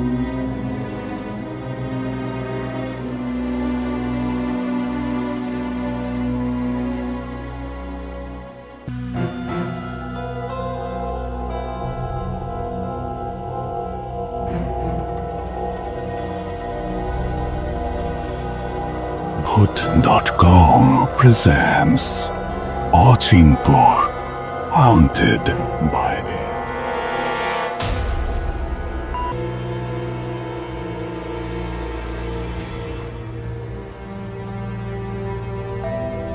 হারিয়ে যাই ভয়ের রাজ্যে, অচিনপুরে অধুর সাথে। স্বাগত জানাচ্ছি আপনাদেরকে অচিনপুরে। আপনারা আশা করছি ভালো আছেন, প্রতিটা মুহূর্ত এনজয় করছেন বন্ধুদের সাথে অচিনপুরে। এটা ভয়ের রাজ্য এবং এখানে আরও একটি ঘটনা শোনাবো, যে ঘটনাটি পড়ে শুনিয়েছেন সুমন। আসসালামু আলাইকুম রাসেল ভাই, আশা করি আল্লাহর রহমতে পুরো পরিবার সহ ভালো আছেন। ধন্যবাদ এমন চমৎকার একটি অনুষ্ঠানের মাধ্যমে আমাদের আনন্দ দেওয়ার জন্য। ভূত প্রেতের প্রতি আমার ছোটবেলা থেকেই দারুণ আকর্ষণ কাজ করে। 2012 সালে সেই ক্লাস 4-এ থাকতে প্রথমবার ভূত এফএম শুনেছিলাম। সেই থেকে ভূত এফএমের প্রেম পড়ে যাই। ছোট ছিলাম তাই রেগুলার শোনার কোনো উপায় ছিল না। আম্মুর ফোন চুরি করে মাঝে মাঝে শোনা হতো, কিন্তু 2018 সালে নিজের ফোন হাতে পাওয়ার পর থেকে আগের যত এপিসোড পেয়েছি ডাউনলোড করে শুনেছি। এখন নানান ব্যস্ততায় সরাসরি ভূত.com শোনা হয় না, কিন্তু ডাউনলোড করে শোনা হয় প্রতিবার। সত্যি বলতে এখনও চুরি করে শুনতে হয়, কারণ আমার জীবনের একটি ঘটনার পর আমি এতটাই ভীত হয়ে গেছি যে 22 বছর বয়সী আমার থেকে কোনো 12-13 বছরের বাচ্চার সাহসও হয়তো অনেক বেশি। তাই আমার হাজব্যান্ড অ্যালাউ করে না শোনা। তবুও কেমন যেন একটা আবেগ মিশে আছে এর সাথে, তাই লুকিয়ে হলেও শুনি। ভীতু হওয়ার কারণটা নিয়ে আজকের ঘটনায় আসা যাক। বিয়ের পর আমি জানতে পারি আমার হাজব্যান্ডের দ্বিতীয় ভাইয়ের বউয়ের সাথে জিন আছে। তিনি 2013 সালে এক সন্ধ্যায় রিক্সা করে বটগাছের নিচ দিয়ে আসার সময় নাকি এক মহিলা জিনের চুলে পা দেয়। এতে জিন তাকে পজেস্ট করে ফেলে এবং বাসায় এসে উল্টো পাল্টা কাজ করে, যেমন ওনার হাজব্যান্ডকে কামড় দিতে চাওয়া, ভারী গলায় কথা বলা। অনেক কবিরাজ হুজুর দেখানোর পরও কোনো কাজ হয় না। জিনের কথায় একদমে খাসি জবাই সহ নানা রকম ভোগ দেওয়া হয়, কিন্তু সে যায় না। 2020 সালে আমার বিয়ে হয়। বিয়ের পর আমি জানতে পারি আমার তো আগে থেকে এগুলোর প্রতি দারুণ নেশা ছিল, আর আমি ছিলামও মোটামুটি সাহসী। ভাবিকে অনেক খোঁচাতাম জিন দেখার জন্য, তখন কি আর জানতাম এটা আমার জীবনের এত বড় ভুল হবে? 2021 সালের ফেব্রুয়ারি মাস। একদিন আমি, আমার হাজবেন্ড ও ভাবি রান্নার দাঁড়িয়ে কথা বলছি। তখন আমি সুযোগ বুঝে জিনের কথা তুললাম। নানাভাবে ওনাকে রাগানোর চেষ্টা করলাম, কারণ আমার লক্ষ্য আমাকে পজেস্ট হওয়া দেখতে হবে। ভাবি বারবার বলল, দেখ, আমাকে ওগুলো বলিস না, শেষে খারাপ কিছু হবে। কথাগুলো বলতে বলতে আমার দিকে এক দৃষ্টিতে তাকায় থাকলো। প্রায় 1 মিনিট বড় বড় চোখ করে আমার দিকে তাকিয়ে থাকলো। চোখ যেন ঠিকরে বের হয়ে যাচ্ছে। বিশ্বাস করেন রাসেল ভাই, সেই তাকানো আমি কোনো দিনও ভুলতে পারবো না। এতক্ষণ আমি হাসছিলাম, কিন্তু পরিস্থিতি খারাপ দেখে আমি ভাবুকে ধাক্কা দিলাম, কিন্তু কোনো নড়চড় নেই। একইভাবে আমার দিকে বড় চোখ করে তাকিয়ে থাকলো। এরপর আস্তে আস্তে গলা দিয়ে গোঙানির মতো আওয়াজ করে অজ্ঞান হয়ে গেল। ভয়ে আমার হাত পা যেন অবশ হয়ে এলো। সবাই ধরাধরি করে খাটে নিয়ে শোয়ালো। এরপর ভারী কণ্ঠে বিভিন্ন কথা বলল, যা ভাবি জানার কথা না। রাসেল ভাই, সেই বড় বড় চোখ করে এক দৃষ্টিতে তাকিয়ে থাকা যেন আমার বুক ছেদ করে হৃৎপিণ্ডে গিয়ে বিঁধেছে। সেই চাহনিতে আমি এতই ভয় পেয়েছি যে সেই রাত থেকে আজ পর্যন্ত কোনো একটা দিনও আমি একা থাকতে পারি না। সব সময় মনে হয় কেউ যেন আমাকে দেখছে। এই বুঝি জানালার বাইরে তাকালে ভয়ঙ্কর কিছু দেখব। এই বুঝি কেউ আমার গলা চেপে ধরল। আল্লাহর রহমতে এগুলোর সম্মুখীন হয়নি। তবে যে ভয়টা ভেতরে ঢুকেছে তার জন্য শুনতে হাস্যকর হলেও রাতে ওয়াশরুমে যাওয়ার আগে হাজব্যান্ড ঘুমিয়ে থাকলে তাকে সজাগ করে পরে চাই। যদিও ওয়াশরুম আমার বেডরুমের একদম সাথে, আর ওইদিকে ভাবির ভেতরে থাকা জিন অনেক কথা বলেও যাওয়ার জন্য রাজি হয় না। বলে মিষ্টি খাবে তবে যাবে। তাকে মিষ্টি দেওয়ার প্রতিশ্রুতি দিলে সে ভাবিকে ছেড়ে আপাতত চলে যায়। পরের দিন আমার হাজব্যান্ড নারায়ণগঞ্জ থেকে মিষ্টি নিয়ে আসে। ছাদে দিয়ে আসি, আমরা দরজা লাগিয়ে দিয়ে আসি। প্রায় ঘন্টাখানেক পরে গিয়ে দেখি একটা মিষ্টি তো দূরে থাক, এক ফোঁটা রসও নেই। সবগুলো প্যাকেট একদম সাফ। আল্লাহ মালুম ছাদে কি হয়েছিল। এটা ছিল আমার ঘটনা ভাই। জানি খুব ভয়ের না সবার কাছে, তবে যে ফেস করেছে সেই জানে কেমন লেগেছে। সারা জীবনের জন্য একটা অজানা ভয়ের ট্রমায় পড়ে গেছি। ঘটনাটি লেখার সময়ও আমার বুকের ভেতরটা চাপ দিয়ে আছে ভয়ে। রাসেল ভাই, এটা আমার প্রথম ঘটনা। জানি না কতটা গুছিয়ে লিখেছি। অনেক সুন্দর ঘটনার মাঝে হয়তো আমার ঘটনা সিলেক্ট নাও হতে পারে। আর যদি হয় তবে অবশ্যই আমাকে জানাবেন, আর যদি না হয় তবুও জানাবেন। বলে এরপর থেকে আমি বিভিন্ন জায়গা থেকে স্টোরি কালেক্ট করার কাজ করব। সিলেক্ট হলে কত তারিখে সেটা প্লে করবেন প্লিজ জানাবেন। নাম ঠিকানা প্রকাশ করতে পারেন। ধন্যবাদ রাসেল ভাইকে। ভূত.com দীর্ঘজীবী হোক। নাম লামিয়া, অ্যাড্রেস ভুলতা, গাউসিয়া।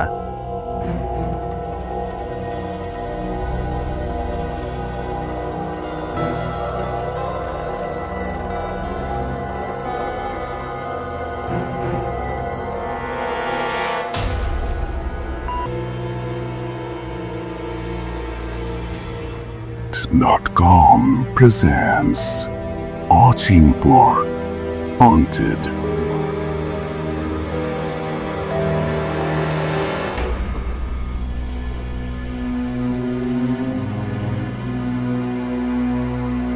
হারিয়ে যাই ভয়ে রাজ্যে অচিনপুরে বন্ধুর সাথে। Welcome back. আপনাদের সবাইকে স্বাগত জানাচ্ছি আমি রাসেল। আশা করছি আপনারা সবাই ভালো আছেন এবং ভালোর তলে আছেন। আমিও ভালো আছি আর ভালোর তলে আছি। কোনো কথা না বাড়িয়ে আমরা চলে যাব আমাদের পরবর্তী ঘটনায়। যেভাবে লেখা আছে আমি সেভাবেই পড়ে শোনাচ্ছি। আসসালামু আলাইকুম রাসেল ভাই, কেমন আছেন তার জিজ্ঞেস করলাম না, কারণ আমি জানি আপনি সব সময় ভালোর তলেই থাকেন। আশা করি সব সময় ভালো থাকবেন। আমি মারুফ বিল্লাহ বলছি, পাবনা জেলার সুজানগর উপজেলার খলিলপুর গ্রাম থেকে। এটা ভূত.com-এ লেখা আমার প্রথম ঘটনা। অনেকদিন ধরে ইচ্ছা ছিল লিখে পাঠাবার, কিন্তু কাজের মাঝে আর সময় হয়ে ওঠেনি। আজ সময় পেলাম তাই লিখে পাঠালাম। আজ যে ঘটনা বলবো সেটা আমার আম্মুর খালার সাথে ঘটে যাওয়া ঘটনা। ঘটনাটি 100% সত্যি, তবুও বিশ্বাস করা বা না করাটা আপনাদের ব্যাপার।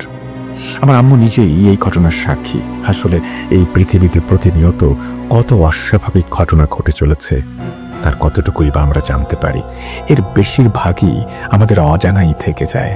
যে ঘটনাটি বলবো সেটা ঘটেছে আমার নানা বাড়িতে। সঙ্গত কারণে জায়গার নাম উল্লেখ করছি না। সময় নষ্ট না করে চলে যাচ্ছি ঘটনায় বলছেন আম্মু।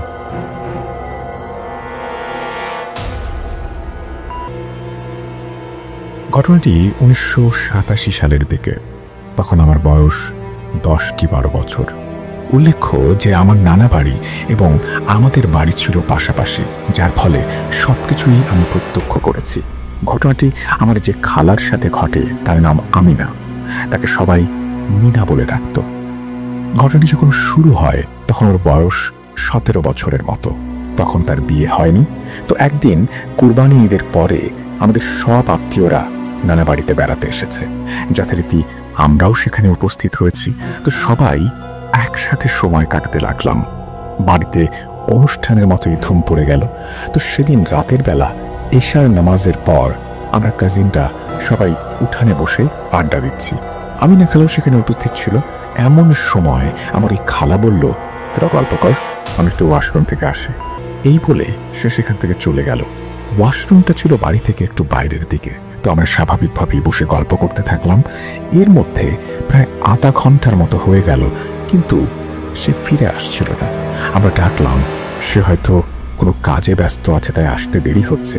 এভাবেই ঘন্টাখানেক পার হয়ে যায়, কিন্তু সে আসে না। এমন সময় আমার নানি এসে জিজ্ঞেস করছে যে, এই তোরা মিনাকে দেখেছিস? কোথায় সে? আমরা বললাম, ও তো অনেকক্ষণ আগে ওয়াশরুমে যাওয়ার কথা বলে চলে গেছে, আর আসেনি। তারপর নানি বলল, কই, আমি তো মাত্র ওয়াশরুম থেকে আসছি, ওখানে তো কেউ নেই। তারপর আমরা সবাই ওকে খোঁজা শুরু করলাম, কিন্তু বাড়ির কোথাও খুঁজে পেলাম না। নানা আর খালার চাচাতো ভাইয়েরা পাশের বাড়িতে খোঁজ নিতে গেল, কিন্তু সেখানেও তাকে পাওয়া গেল না। সব আত্মীয়ের বাড়িতেই খবর নেওয়া হলো, কোথাও নেই সে। এভাবে রাত 12টা বেজে গেল। সবাই খুব চিন্তিত হয়ে পড়ল। নানি খুব কান্না করতে লাগলেন। পুলিশকে খবর দেওয়ার কথা বললেন, কিন্তু নানু ভাই বলল সকাল পর্যন্ত অপেক্ষা করতে, কারণ তখন যোগাযোগ ব্যবস্থা ওই এলাকায় অতটা ভালো ছিল না, আর থানা ওই এলাকা থেকে অনেকটাই দূরে। এভাবেই সারা রাত কেটে গেল। সেটাতে কেউ ঘুমোয়নি। ভোরে ফজরের নামাজের সময় নানু ভাই অজু করতে যাওয়ার সময় উঠানের কুল গাছের ডালের ওপর অজ্ঞান অবস্থায় আবিষ্কার করলেন মিনা খালাকে। নানা তখন সবাইকে ডাক দিলেন। তারপর খালাকে ঘরে নিয়ে শুইয়ে দেয়া হলো এবং পানি দেয়া হলো। ডাক্তার এসে ওষুধ দিয়ে গেল। তার জ্ঞান ফিরতে ফিরতে সন্ধ্যা হয়ে গেল। জ্ঞান ফেরার পর তাকে জিজ্ঞেস করা হলো কি হয়েছে। সে যা বলল তা কিছুটা এরকম, আমি ওয়াশরুম থেকে আসছিলাম, এমন সময় হঠাৎ আমার মনে হচ্ছিল কে আমার পেছনে আসছে। আমি পেছনে তাকাতেই দেখি প্রায় 7 থেকে 8 ফুট লম্বা সাদা জুব্বা পরিহিত একজন লোক আমার পেছনে দাঁড়িয়ে আমার দিকে তাকিয়ে আছে। লোকটার মুখ সাধারণ মানুষের থেকে একটু বেশি ফর্সা, রক্তহীন মনে হচ্ছিল তাকে। চোখে কোনো মনি ছিল না। আমি সেটা দেখে খুব ভয় পেয়ে যাই। আমি অনেক চিৎকার শুরু করি। লোকটা আমার হাত ধরে তোদের সামনে দিয়ে নিয়ে যাচ্ছিল সে আমাকে। আমি তোদের অনেক ডেকেছি, কিন্তু তোরা কেউ সাড়া দিলি না।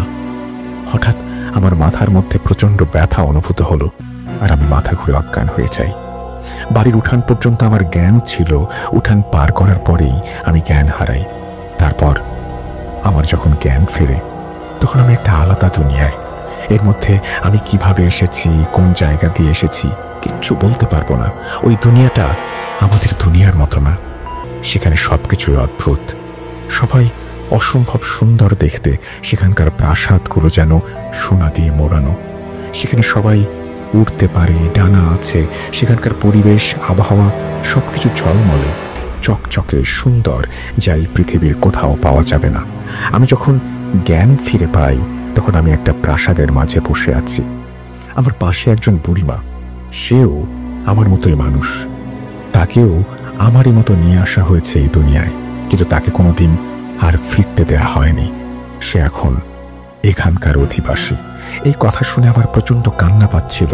আমি ভেবেছিলাম হয়তো আমি আর ফিরে যেতে পারবো না। তখন ওই বুড়িমা আমাকে বলেন, সেখানে যদি আমাকে কিছু খেতে দেয় তাহলে আমি যেন তা না খাই, আর প্রচুর কান্না করার কথা বলেন। সেখানে কিছু খেলে নাকি আর ফিরে আসা যায় না। আমি তার কথা মতো কাজ শুরু করি। এমনিতে আমার খুব কান্না পাচ্ছিল। আমি কান্না করতে থাকি। এমন সময় কিছু অদ্ভুত সুন্দর মেয়ে প্রচুর খাবার দাবার, কাপড় এবং অনেক অলংকার নিয়ে আমার কাছে আসে আর বলে, এগুলো সব তোমার, এখানে থাকো, তাহলে আরো অনেক পাবে। আমার তখন শুধু আমার পরিবারের কথা মনে হচ্ছিল। আমি বুড়িমার কথা মতো ওগুলো কিছুই গ্রহণ করি না আর অনেক জোরে জোরে কান্না করতে থাকি। এক পর্যায়ে তারা সবাই নিজেদের মধ্যে কি যেন বলা বলি করে চলে যায়, কিন্তু সেই ভাষাটা আমি বুঝতে পারিনি। এমনকি আমি এর আগে শুনিও নি সে ভাষা। আমার মনে হচ্ছিল আমি যেন একটা স্বপ্নের মধ্যে আছি। এই হয়তো স্বপ্নটা শেষ হয়ে যাবে। তারপর সেই লোকটা আসে, যেই লোকটা আমাকে এখানে নিয়ে এসেছে। লোকটাকে দেখে আমি চিৎকার করে বলে উঠি, আপনি কে? কি চান? আমাকে এখানে এনেছেন কেন? লোকটা খুব মৃদু ভাষায় বলে ওঠে, ভয় পেও না, আমরা তোমার কোনো ক্ষতি করব না। আমি আব্দুস সালাম। তোমাকে দেখে আমার খুব ভালো লেগেছে। আমার কোনো বোন নেই, তাই তোমাকে আমার বোন হিসেবে রাখতে চাই এখানে। তুমি যা চাও সব পাবে, শুধু এখানে থেকে যাও। এটা শুনে আমি চিৎকার করে কেঁদে উঠি আর বলি, না, আমি এখানে থাকবো না, আমি আমার পরিবারের কাছে ফিরে যেতে চাই।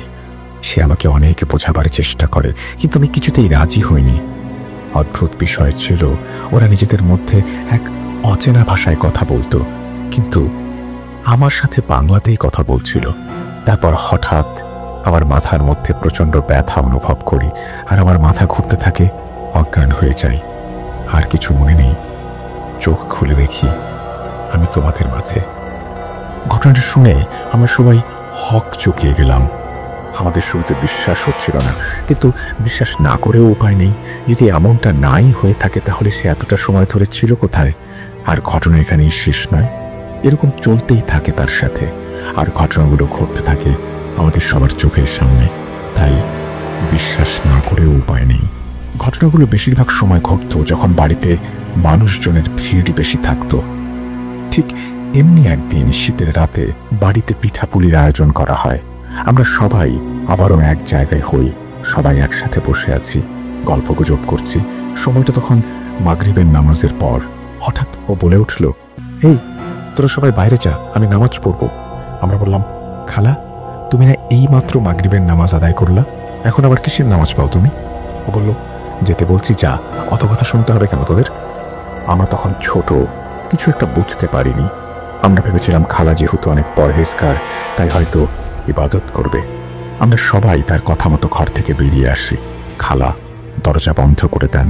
আমরা বাইরে এসে অপেক্ষা করতে থাকি, কিন্তু অনেক সময় পার হয়ে যাওয়ার পরেও কোনো সাড়া মেলে না। এরপর নানি এসে বলে, তোরা এখানে দাঁড়িয়ে কেন? আমি না কই? আমরা বলি, সে আমাদের বের হয়ে যেতে বলেছে, সে নাকি নামাজ পড়বে, তাই আমরা এখানে দাঁড়িয়ে। খালা ঘরের মধ্যে নামাজ পড়ছে। এরকম প্রায় 1 ঘন্টা পার হয়ে যায়, কিন্তু সে দরজা খোলে না। এরপর সবাই বুঝতে পারে কিছু একটা ঘটেছে, তাই সবাই ডাকাডাক করতে থাকে এবং তার কিছুক্ষণ পরে দরজা ভেঙে ঘরে ঢুকলে দেখা যায় সেখানে কেউ নেই। অনেক খোঁজাখুঁজি করা হয়, কিন্তু কাউকেই পাওয়া যায় না।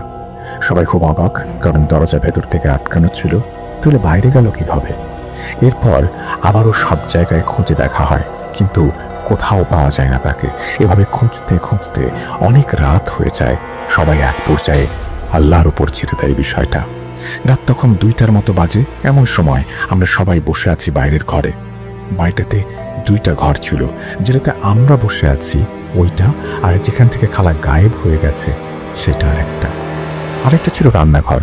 তো আমরা যে ঘরটাতে বসে আছি সেটা ছিল টিনের ঘর। তো ঘরটার বিম বা আড়া যাই বলি, হঠাৎ সেই দিকে আমার নজর যায়। আমি দেখতে পাই একটা ওড়না ঝুলছে। যে ওড়নাটা খালা সেদিন পড়েছিল সেটাই ওই আড়া থেকে ঝুলছে। তো আমি সবাইকে দেখাই।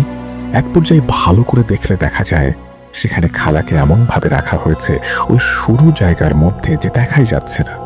তারপরে তাকে নামানো হয়, মাথায় পানি ঢালা হয়। কিছুক্ষণ পর জ্ঞান আসে। জ্ঞান আসার পরে সে অদ্ভুত আচরণ করতে থাকে।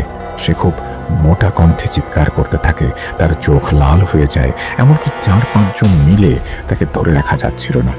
এরপর পাশের মসজিদ থেকে হুজুরকে ডেকে ঝাড়ফুঁক করানো হয়।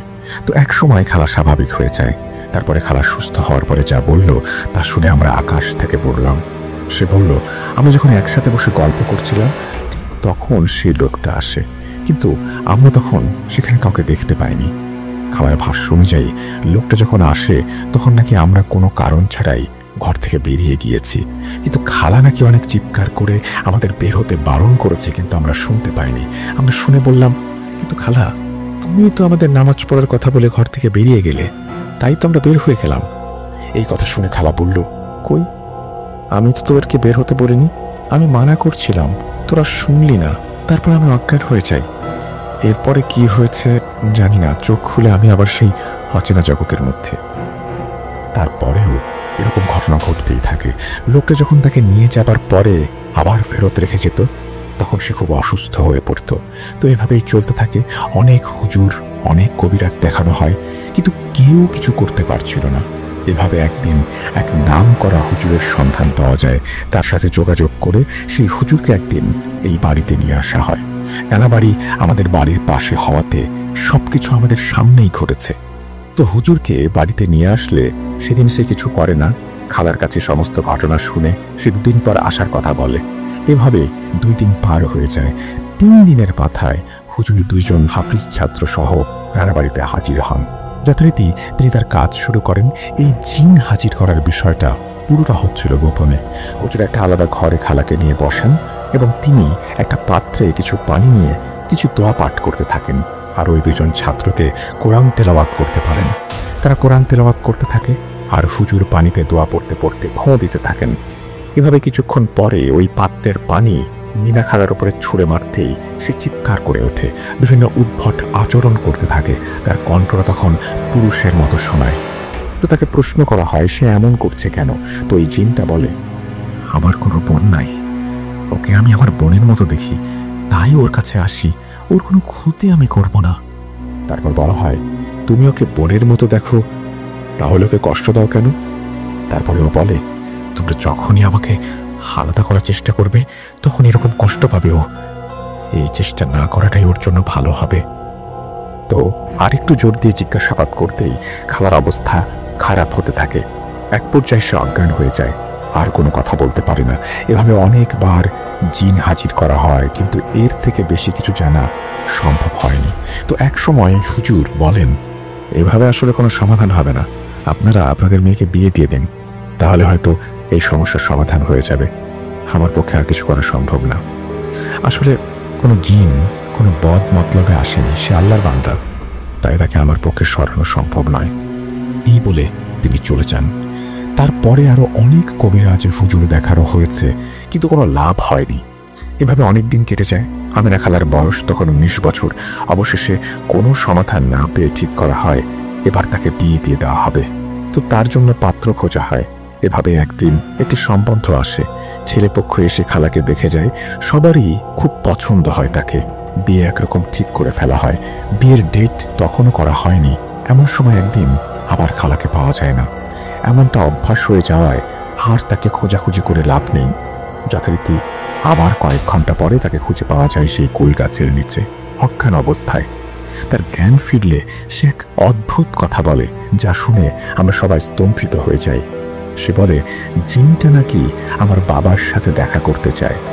বলে রাখা ভালো, আমার বাবা আগে থেকে এই ব্যাপারটা বিশ্বাস করতেন না। তিনি বলতেন এটা মানসিক সমস্যা। যাই হোক, খালা বললেন জিন নাকি আমার বাবার সাথে একটা মিষ্টির দোকানে দেখা করবে বলেছে। সে দোকানের ঠিকানাও দিয়েছে। আমার আব্বু এগুলো বিশ্বাস করে না বলেই তার সাথে দেখা করতে চায়। আমরা ব্যাপারটা আব্বুকে বললে আব্বু প্রথমে রাজি হতে চাচ্ছিল না, পরে অনেক জোরাচুরি করার পর রাজি হয়। যাই হোক, আব্বু পরের দিন সেই কথা অনুযায়ী নির্দিষ্ট মিষ্টির দোকানে যান। এখানে উল্লেখ করা একটা বিষয় আছে, সেটা হচ্ছে জিনটা কোনো সময় নির্ধারণ করে দেয়নি। সে যখন খুশি যেতে পারে, তাই বলেছিল। যে কোনো সময়ই নাকি তাকে ওখানে গেলে পাওয়া যাবে। আব্বু সেখান থেকে ঘুরে এসে যা বললেন তা শুনে আমরা সবাই খুব অবাক। আব্বু দোকানে গিয়ে দেখেন এক যুবক সেখানে তার জন্য অপেক্ষা করছে। প্রথমে আব্বু তাকে দেখে চিনতে পারেননি, কিন্তু ভালো করে নজর দেওয়ার পর আব্বু যা বুঝলেন তাতে তিনি প্রচণ্ডভাবে ঘাবড়ে গেলেন। সেখানকার সেই যুবক আর কেউ না, আমার আমিনা খালার চাচাতো ভাই। কিন্তু ঘাবড়ে যাবার বিষয়টা হলো, সে কয়েক বছর আগে একটা দুর্ঘটনায় মারা গেছে। তাহলে সে এখানে কিভাবে? আব্বুর আর কিছু বুঝতে বাকি রইল না। বিশ্বাস করতে বাধ্য হলেন তিনি পুরো বিষয়টা। তিনি সেখানে মাথা ঠান্ডা রেখে তার সাথে কথা বলেন, কারণ সেখানে আরো অনেক মানুষ ছিল। বিষয়টা নিয়ে কথা বললে অনেক লোকই তাকে পাগল ভাববে, তাই তিনি সেখানে কাউকে কিছু বলেননি। যাই হোক, এবার আসা যাক সেই জিনটা তাকে কি বলেছিল সেই প্রসঙ্গে। সেই জিনটা তাকে বলেছিল, ওকে বিয়ে দিচ্ছেন ভালো কথা, কিন্তু একটু দেখে শুনে দেবেন না? ছেলের সম্পর্কে খোঁজ খবর নিন, তারপর কাজটা করুন, পরে পস্তাতে না হয়। ও আমার বোন, ক্ষতি হোক আমি সেটা চাই না, আপনারা একটু ভেবে চিন্তে কাজ করবেন দয়া করে। এরপরে সে আব্বুর হাতে একটা মিষ্টির প্যাকেট ধরিয়ে দেয়। আব্বু আর এক মুহূর্ত দেরি না করে বাসায় চলে আসে। সেখান থেকে বাড়ি আসার পর মিষ্টির প্যাকেটটা আমার হাতে দেন আব্বু। প্যাকেটটা খুলতেই দেখতে পাই এক অদ্ভুত রকমের মিষ্টি, যা আমি আগে কখনো দেখিনি। খাওয়া তো দূরে থাক, অসম্ভব রকমের সুস্বাদু সেই মিষ্টি, যা আমি আজ পর্যন্ত দ্বিতীয়বারের মতো আর খাইনি।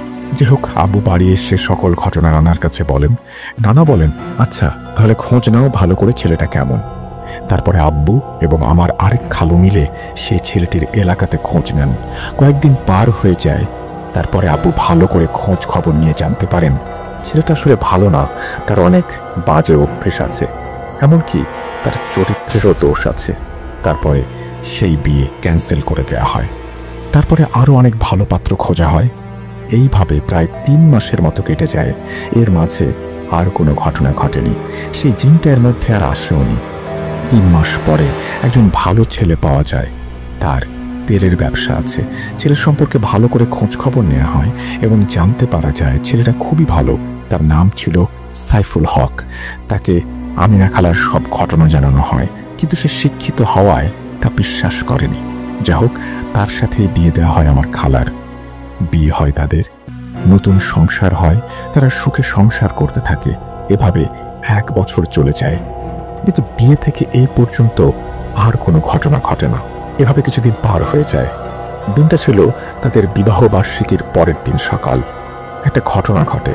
ঘটনাটি হলো, সকালে আমিনা খালা ছাদে যান কাপড় শুকাতে। তাদের বাসাটা ছিল 2 তলা। তিনি যখন ওঠেন ছাদে, তখন তিনি কাউকে দেখতে পাননি, সেখানে কেউই ছিল না। কিন্তু তিনি যখন ফিরে আসবেন, তখন তার পেছন থেকে একটা ডাক শুনতে পান। তার নাম ধরে কেউ ডাকলো। কণ্ঠটা খুব চেনা চেনা। পেছনে তাকাতেই তার চোখ ছানা বড়া হয়ে গেল। এ আর কেউ না, সেই লোকটা যে তাকে নিয়ে যেত অচেনা দুনিয়ায়। সবার কাছে যে দুনিয়া অচেনা অচেনা। সেই লোকটা বলল, ভয় পেও না, আমি শুধু একটা কথা বলেই চলে যাব। তোমার স্বামীকে আজ যেতে দিও না কোথাও, বাড়িতে থাকতে বলো। এই বলে সে চোখের সামনেই উধাও হয়ে যায়। খালার মনে হলো সে যেন এতক্ষণ স্বপ্ন দেখছিল। বিষয়টা এত তাড়াতাড়ি ঘটে গেল, বিশ্বাসই হচ্ছিল না। সে আর 1 মুহূর্ত দেরি না করে নিচে নেমে যায়। তার স্বামীর কাছে গিয়ে সব ঘটনা খুলে বলতেই স্বামী বলেন, আরে ও কিছু না, রাতে হয়তো তোমার ঘুম হয়নি, তাই এই সমস্ত দেখেছ। কিচ্ছু হবে না, তুমি খেয়ে নাও, আমি অফিস থেকে ঘুরে আসি, একটা ডিল ফাইনাল করতে হবে। অনেক জোরাজুরি করার পরেও সে খালার কথা শোনেনি। আসলে এই বিষয়গুলো কেউ বিশ্বাস করতো না, কিন্তু কে জানতো এই বিশ্বাস না করাটাই তার জীবনের সবচেয়ে বড় ভুল হবে। সেদিন সে কোনো কথা না শুনেই চলে যায় অফিসের উদ্দেশ্যে। আর পথেই ঘটে এক মারাত্মক দুর্ঘটনা। সেই দুর্ঘটনায় তিনি মারা না গেলেও চিরতরে পঙ্গু হয়ে যান। তার মৃত্যুদণ্ড অকেজো হয়ে যায়। এই ঘটনার পর আর কোনো দিনই সেই জিন একবারের জন্যও দেখা দেয়নি।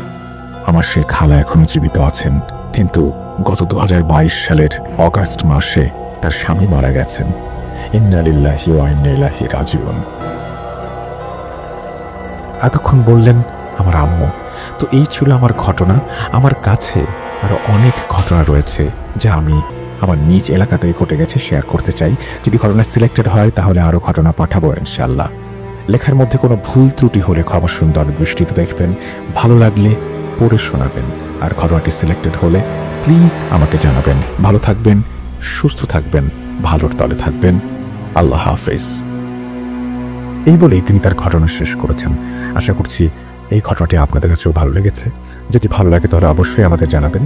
আর যারা শুনছেন তাদের কাছে যদি ভালো লাগে, আমি অনুরোধ করব লাইক দেবেন, কমেন্ট করবেন এবং শেয়ার করবেন সবার সাথে। আর আমাদের চ্যানেলটি সাবস্ক্রাইব করবেন এবং অবশ্যই বেল আইকনটি ক্লিক করতে ভুলবেন না। আমরা চলে যাব আমাদের পরবর্তী ঘটনায়।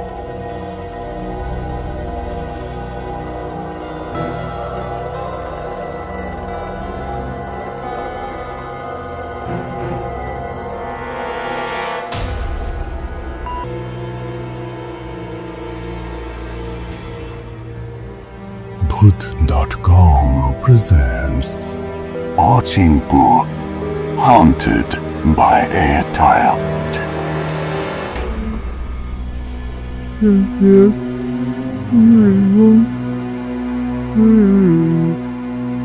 হারিয়ে যাই ভয়ের রাজ্যে অচিনপুরে মৃদুর সাথে।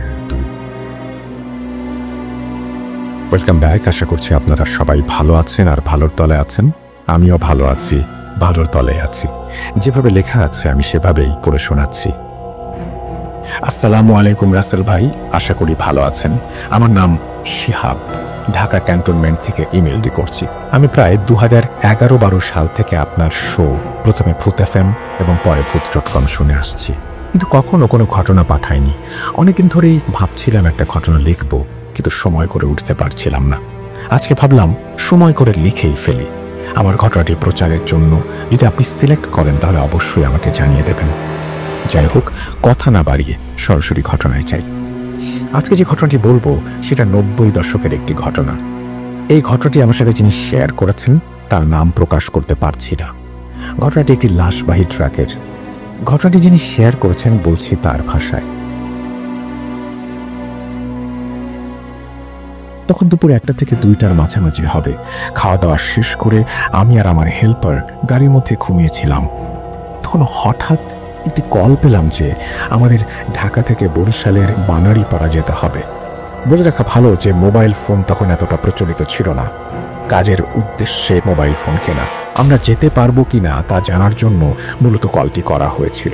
আপনাদের জানিয়ে রাখা ভালো যে ওই সময় বরিশালের বানারীপাড়া যেতে হলে পেরি পার হতে হয়, অনেকটা সময় প্রয়োজন হয় এবং আসার সময় কোনো প্রকার ট্রিপ পাওয়া যেত না। তাই সরাসরি না বলতে না পারায় আমি ভাড়া অনেকটা বাড়িয়ে বলেছিলাম। তখনকার সময়ে মোট 14,000 টাকা। কিন্তু অবাক করা বিষয় এই যে একবার বলতেই সাথে সাথে তারা রাজি হয়ে যায়। আমি তখন ধারণা করতে পারিনি যে তিনি এত সহজে রাজি হয়ে যাবেন এবং এর পেছনে কোনো কারণ আছে কিনা। খুশি হলাম, কারণ আসার সময় খালি হাত হলেও তা পুষিয়ে যাবে। তো আমি তাদের সাথে বাকি আলাপ সেরে নিলাম এবং জিজ্ঞেস করলাম যে তারা গাড়িতে কি নিয়ে যাবে। তখন তারা বলল আসলেই দেখতে পাবো। তাই আর কথা বাড়ালাম না, সময়টা জেনে নিয়ে ফোনটা কেটে দিলাম। তিনি আমাকে 4টার সময় পিক আপ করতে বলেছিলেন। তাদের ঢাকার কচুক্ষেত থেকে তাদের পিক আপ করার কথা ছিল আমাদের। ট্রাক স্ট্যান্ড থেকে মাত্র 10 মিনিটের রাস্তা। তো আমরা 3টা থেকে 3:30-এর মধ্যে বের হয়ে গেলাম। ঠিক 10 মিনিটের মধ্যে পৌঁছে গেলাম সেখানে। তাদের বললাম যে আপনারা তাড়াতাড়ি গাড়িতে জিনিসপত্র উঠিয়ে নিন, না হলে যেতে যেতে অনেক রাত হয়ে যাবে। কিছুক্ষণ পর দেখতে পেলাম একটা খাটিয়ায় করে একটি লাশ এনে রাখা হলো আমাদের পিক আপটির সামনে। আমি এটা দেখে কিছুটা রাগান্বিত হলাম তাদের ওপর, কারণ আমি যখন তাদের জিজ্ঞেস করেছিলাম তারা তখন কিছু বলেনি।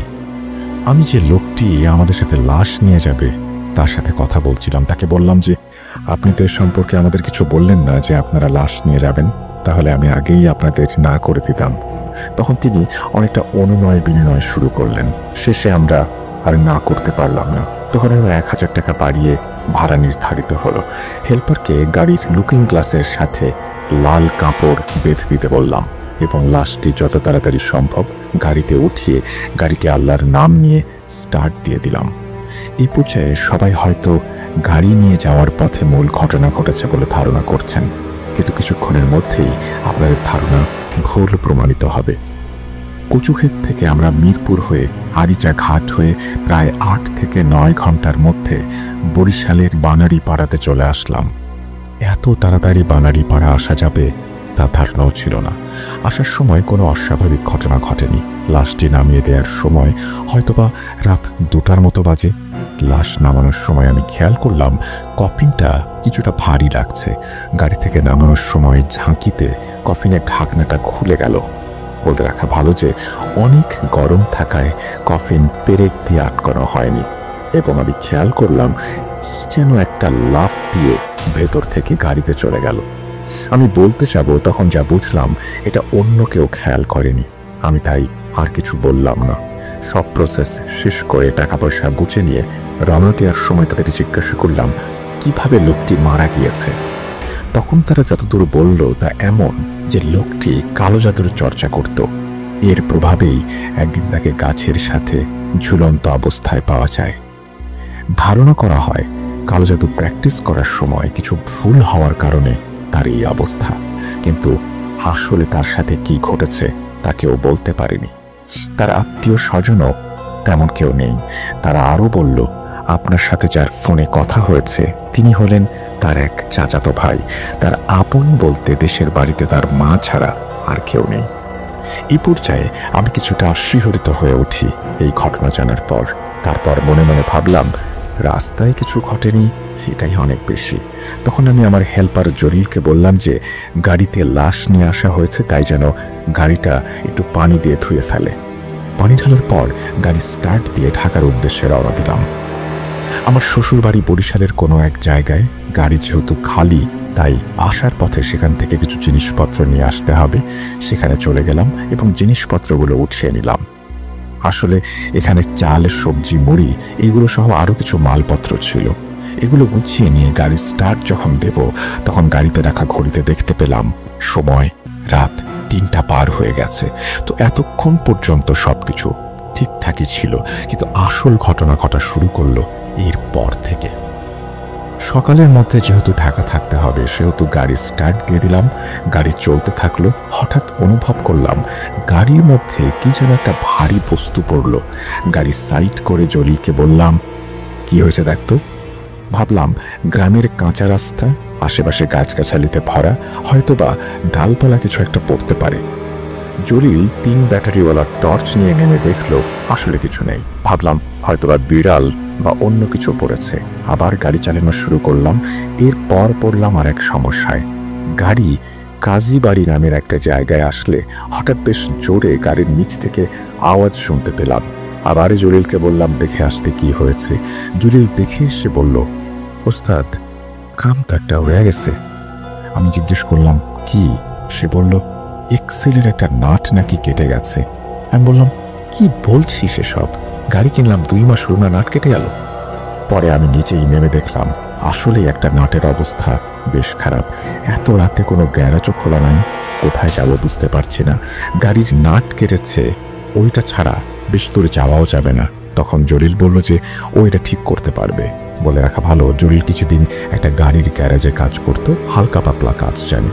আমার এই গাড়ির পার্টস খুব একটা অ্যাভেলেবেল না। জলিল বলল গাড়ির সামনে এক্সট্রা লাগানো যে বাম্পার আছে, ওই জায়গা থেকে ওই মাপের একটা নাট বের করতে হবে, কিন্তু ওইটা কাঁচা নাট, যে কোনো সময় প্যাঁচ কেটে যাবে। উপায় না দেখে তাই করতে বললাম। পরে নাট লাগাতে পেরেছে, কিন্তু ভালোভাবে টাইট করতে পারেনি, কারণ ওই সাইজের ডালি টুল বক্স নেই। গাড়ি আবার স্টার্ট দিয়ে ভাবতে লাগলাম সারাদিন কি কি ঘটলো। পরে লাশের কথা মাথায় আসতে মনে হলো ওঠার জন্য এমন হচ্ছে তো, আর সমস্যা যেন না পড়ি, এজন্য দোয়া পড়ে গাড়ি চালাতে লাগলাম। কাঁচা রাস্তা ছেড়ে ঢাকা বরিশাল হাইওয়েতে উঠে বাস স্ট্যান্ডে 2-1টা ট্রাক দেখলাম। তাদের ওই সাইজের ডালির কথা জিজ্ঞেস করে গাড়িটা তাদের কাছ থেকে পেলাম এবং সেটা দিয়ে নাটটাকে ভালো করে টাইট দিলাম। কিছুটা নিশ্চিন্ত হয়েই গাড়ি চালাতে লাগলাম, কিন্তু মনে একটা অজানা ভয় কাজ করতে লাগলো। অবাক করা বিষয় এই যে রাস্তায় তেমন গাড়ি নেই। অনেকক্ষণ পর পর 1-2টা গাড়ি আসছে। জলিলকে বললাম একটু ঘুমিয়ে নিতে, সকালে ট্রিপ পেলে যেন যেতে পারে। ও কথা মতো ঘুমিয়ে পড়ল। গাড়ি চালাতে চালাতে অনুভব করলাম গাড়ি কেমন যেন ভার ভার হয়ে আছে। প্রায় 80 কিলোমিটার স্পিডে চললেও মনে হচ্ছে 30-40-এর বেশি না। হঠাৎ লুকিং গ্লাসে দেখলাম গাড়ির ব্যাগ ডালায় কি যেন একটা কটমট আওয়াজ করছে। দেখলাম অনেক বড় একটা ভাল্লুকের মতো ছায়ামূর্তি, চোখগুলো যেন অগ্নিশিখার মতো তার চলচল করছে, আর সে যেন ঠিক আমাদের দিকেই তাকিয়ে আছে।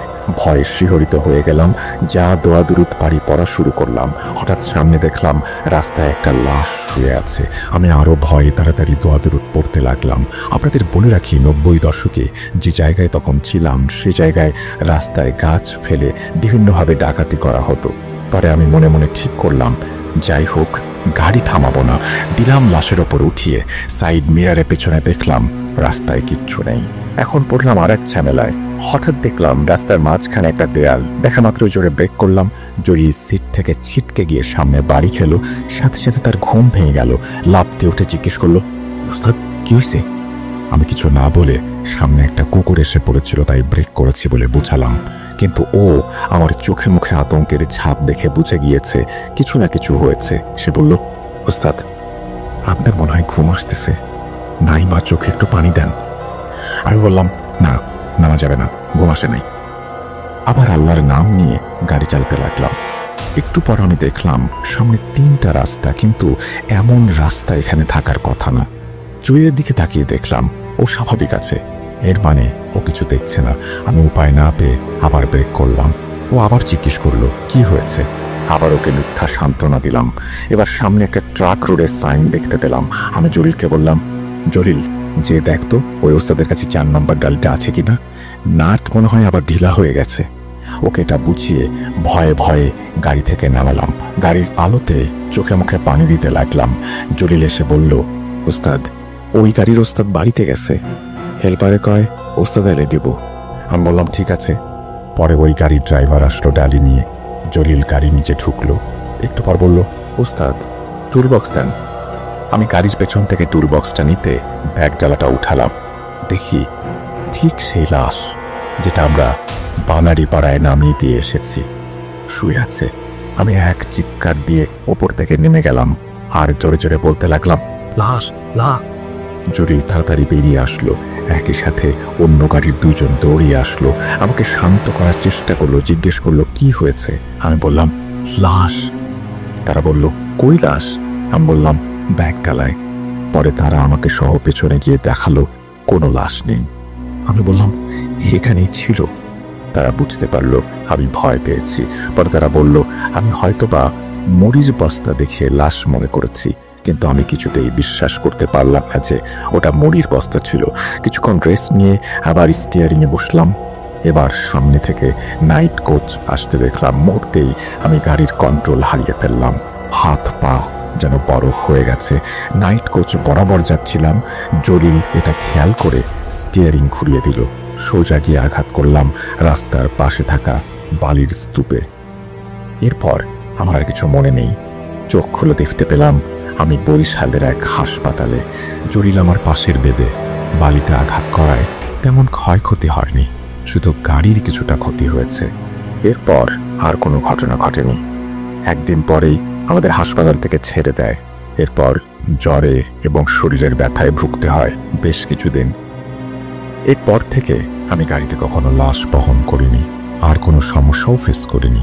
কিন্তু অসুস্থ থাকাকালীন একদিন স্বপ্নে দেখি যে একটা লাশ গাড়িতে পড়ে আছে আর আমি তার সামনে দাঁড়িয়ে। হঠাৎ লাশটি উঠে বসে এবং বলতে লাগে, এবারের মতো বেঁচে গেলি, তোর সাথে কেউ না থাকলে ওই জায়গাতেই তোকে মেরে ফেলতাম। যেটা নিয়ে এসেছিস ওইটা দিয়ে দিস, তোর পকেটেই আছে ওইটা। এটা দেখার পর আমি চিৎকার করে ঘুম থেকে উঠলাম।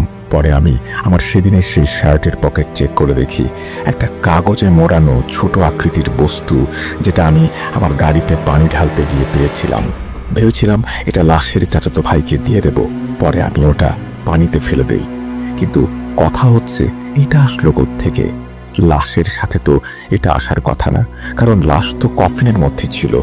এরপর থেকে আর কিছু হয়নি, শুধু আমার পেটের কাছে একটা খামচির দাগ দেখতে পাই। পরে জলিলের সাথে দেখা হলে তাকে সবকিছু বলি।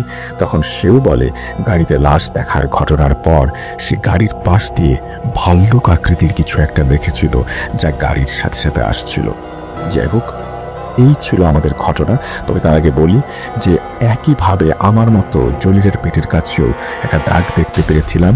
সেও একই স্বপ্ন দেখে যেন ওটা পানিতে ফেলে দেওয়া হয়, অর্থাৎ সেই জিনিসটা। এই ছিল ঘটনা। ঘটনাটি বর্তমান সময়ের পরিবহন জগতের এক চিরচেনা মুখের, তাই তার নাম ঠিকানা কোনো কিছু বলার অনুমতি নেই। এনার সাথে আমার এক উদ্বোধনী অনুষ্ঠানে দেখা হয়। আমি আমার বাবার কাছ থেকে জানতে পারি তার একটা ঘটনা আছে। পরে বাবার পরিচিত হবার কারণে আর আমার জোড়াজুড়িতে তিনি না করতে পারেননি। তিনি পরিচয় গোপন রাখার ওয়াদা করিয়েছেন, এটা ভূত.কমে শেয়ার করার অনুমতি দিয়েছেন। তিনি নিজেও এক সময় ভূত FM শুনতেন, এখন তেমন শুনতে পারেন না। বলেছেন ঘটনাটা প্রচারিত হলে তাকে জানাতে তিনি তখন শুনবেন। এই ছিল ঘটনা। আমার কাছে আরও 2টো ঘটনা রয়েছে, দুটাই ইংল্যান্ডের। আরেকটি ঘটনা রয়েছে ইউনিভার্সিটির আসিফ ভাইয়ের। সময় পেলে লিখে পাঠাবো। সবাইকে আবারও বলবো, ভালো করে ঘটনাটা বর্ণনা করতে পারেনি, আমি যদি ভুল ত্রুটি করে থাকি তাহলে ক্ষমা সুন্দর দৃষ্টিতে দেখবেন। এই বলে তিনি তার ঘটনা শেষ করেছেন। আশা করছি যে ঘটনাটি আপনাদের ভালো লেগেছে এবং আমাদেরকে নূর ইসলাম শিহাব এই ঘটনাটি পাঠিয়েছেন। থ্যাংক ইউ ভেরি মাচ এরকম চমৎকার একটা ঘটনা আমাদেরকে পাঠানোর জন্য। আশা করছি আপনার পরবর্তী ঘটনাগুলো আমরা পেয়ে যাব। আমরা আজকের মতো এখানেই বিদায় নিচ্ছি। ভয়ের রাজ্য অচিনপুরে আপনাদের সবসময়ের জন্যই আমন্ত্রণ। যখন ইচ্ছে ঢুকে পড়বেন ভয়ের রাজ্য অচিনপুরে বন্ধুদের সাথে। শেষ করছি আজকের মতো ভূত.com প্রেজেন্টস অজিপুর halted by এয়ারটেল। সবাই ভালো থাকুন, সুস্থ থাকুন, মোস্ট ইম্পর্টেন্টলি ভূত.com এর সাথে থাকুন, অচিনপুরে থাকুন। আল্লাহ হাফেজ।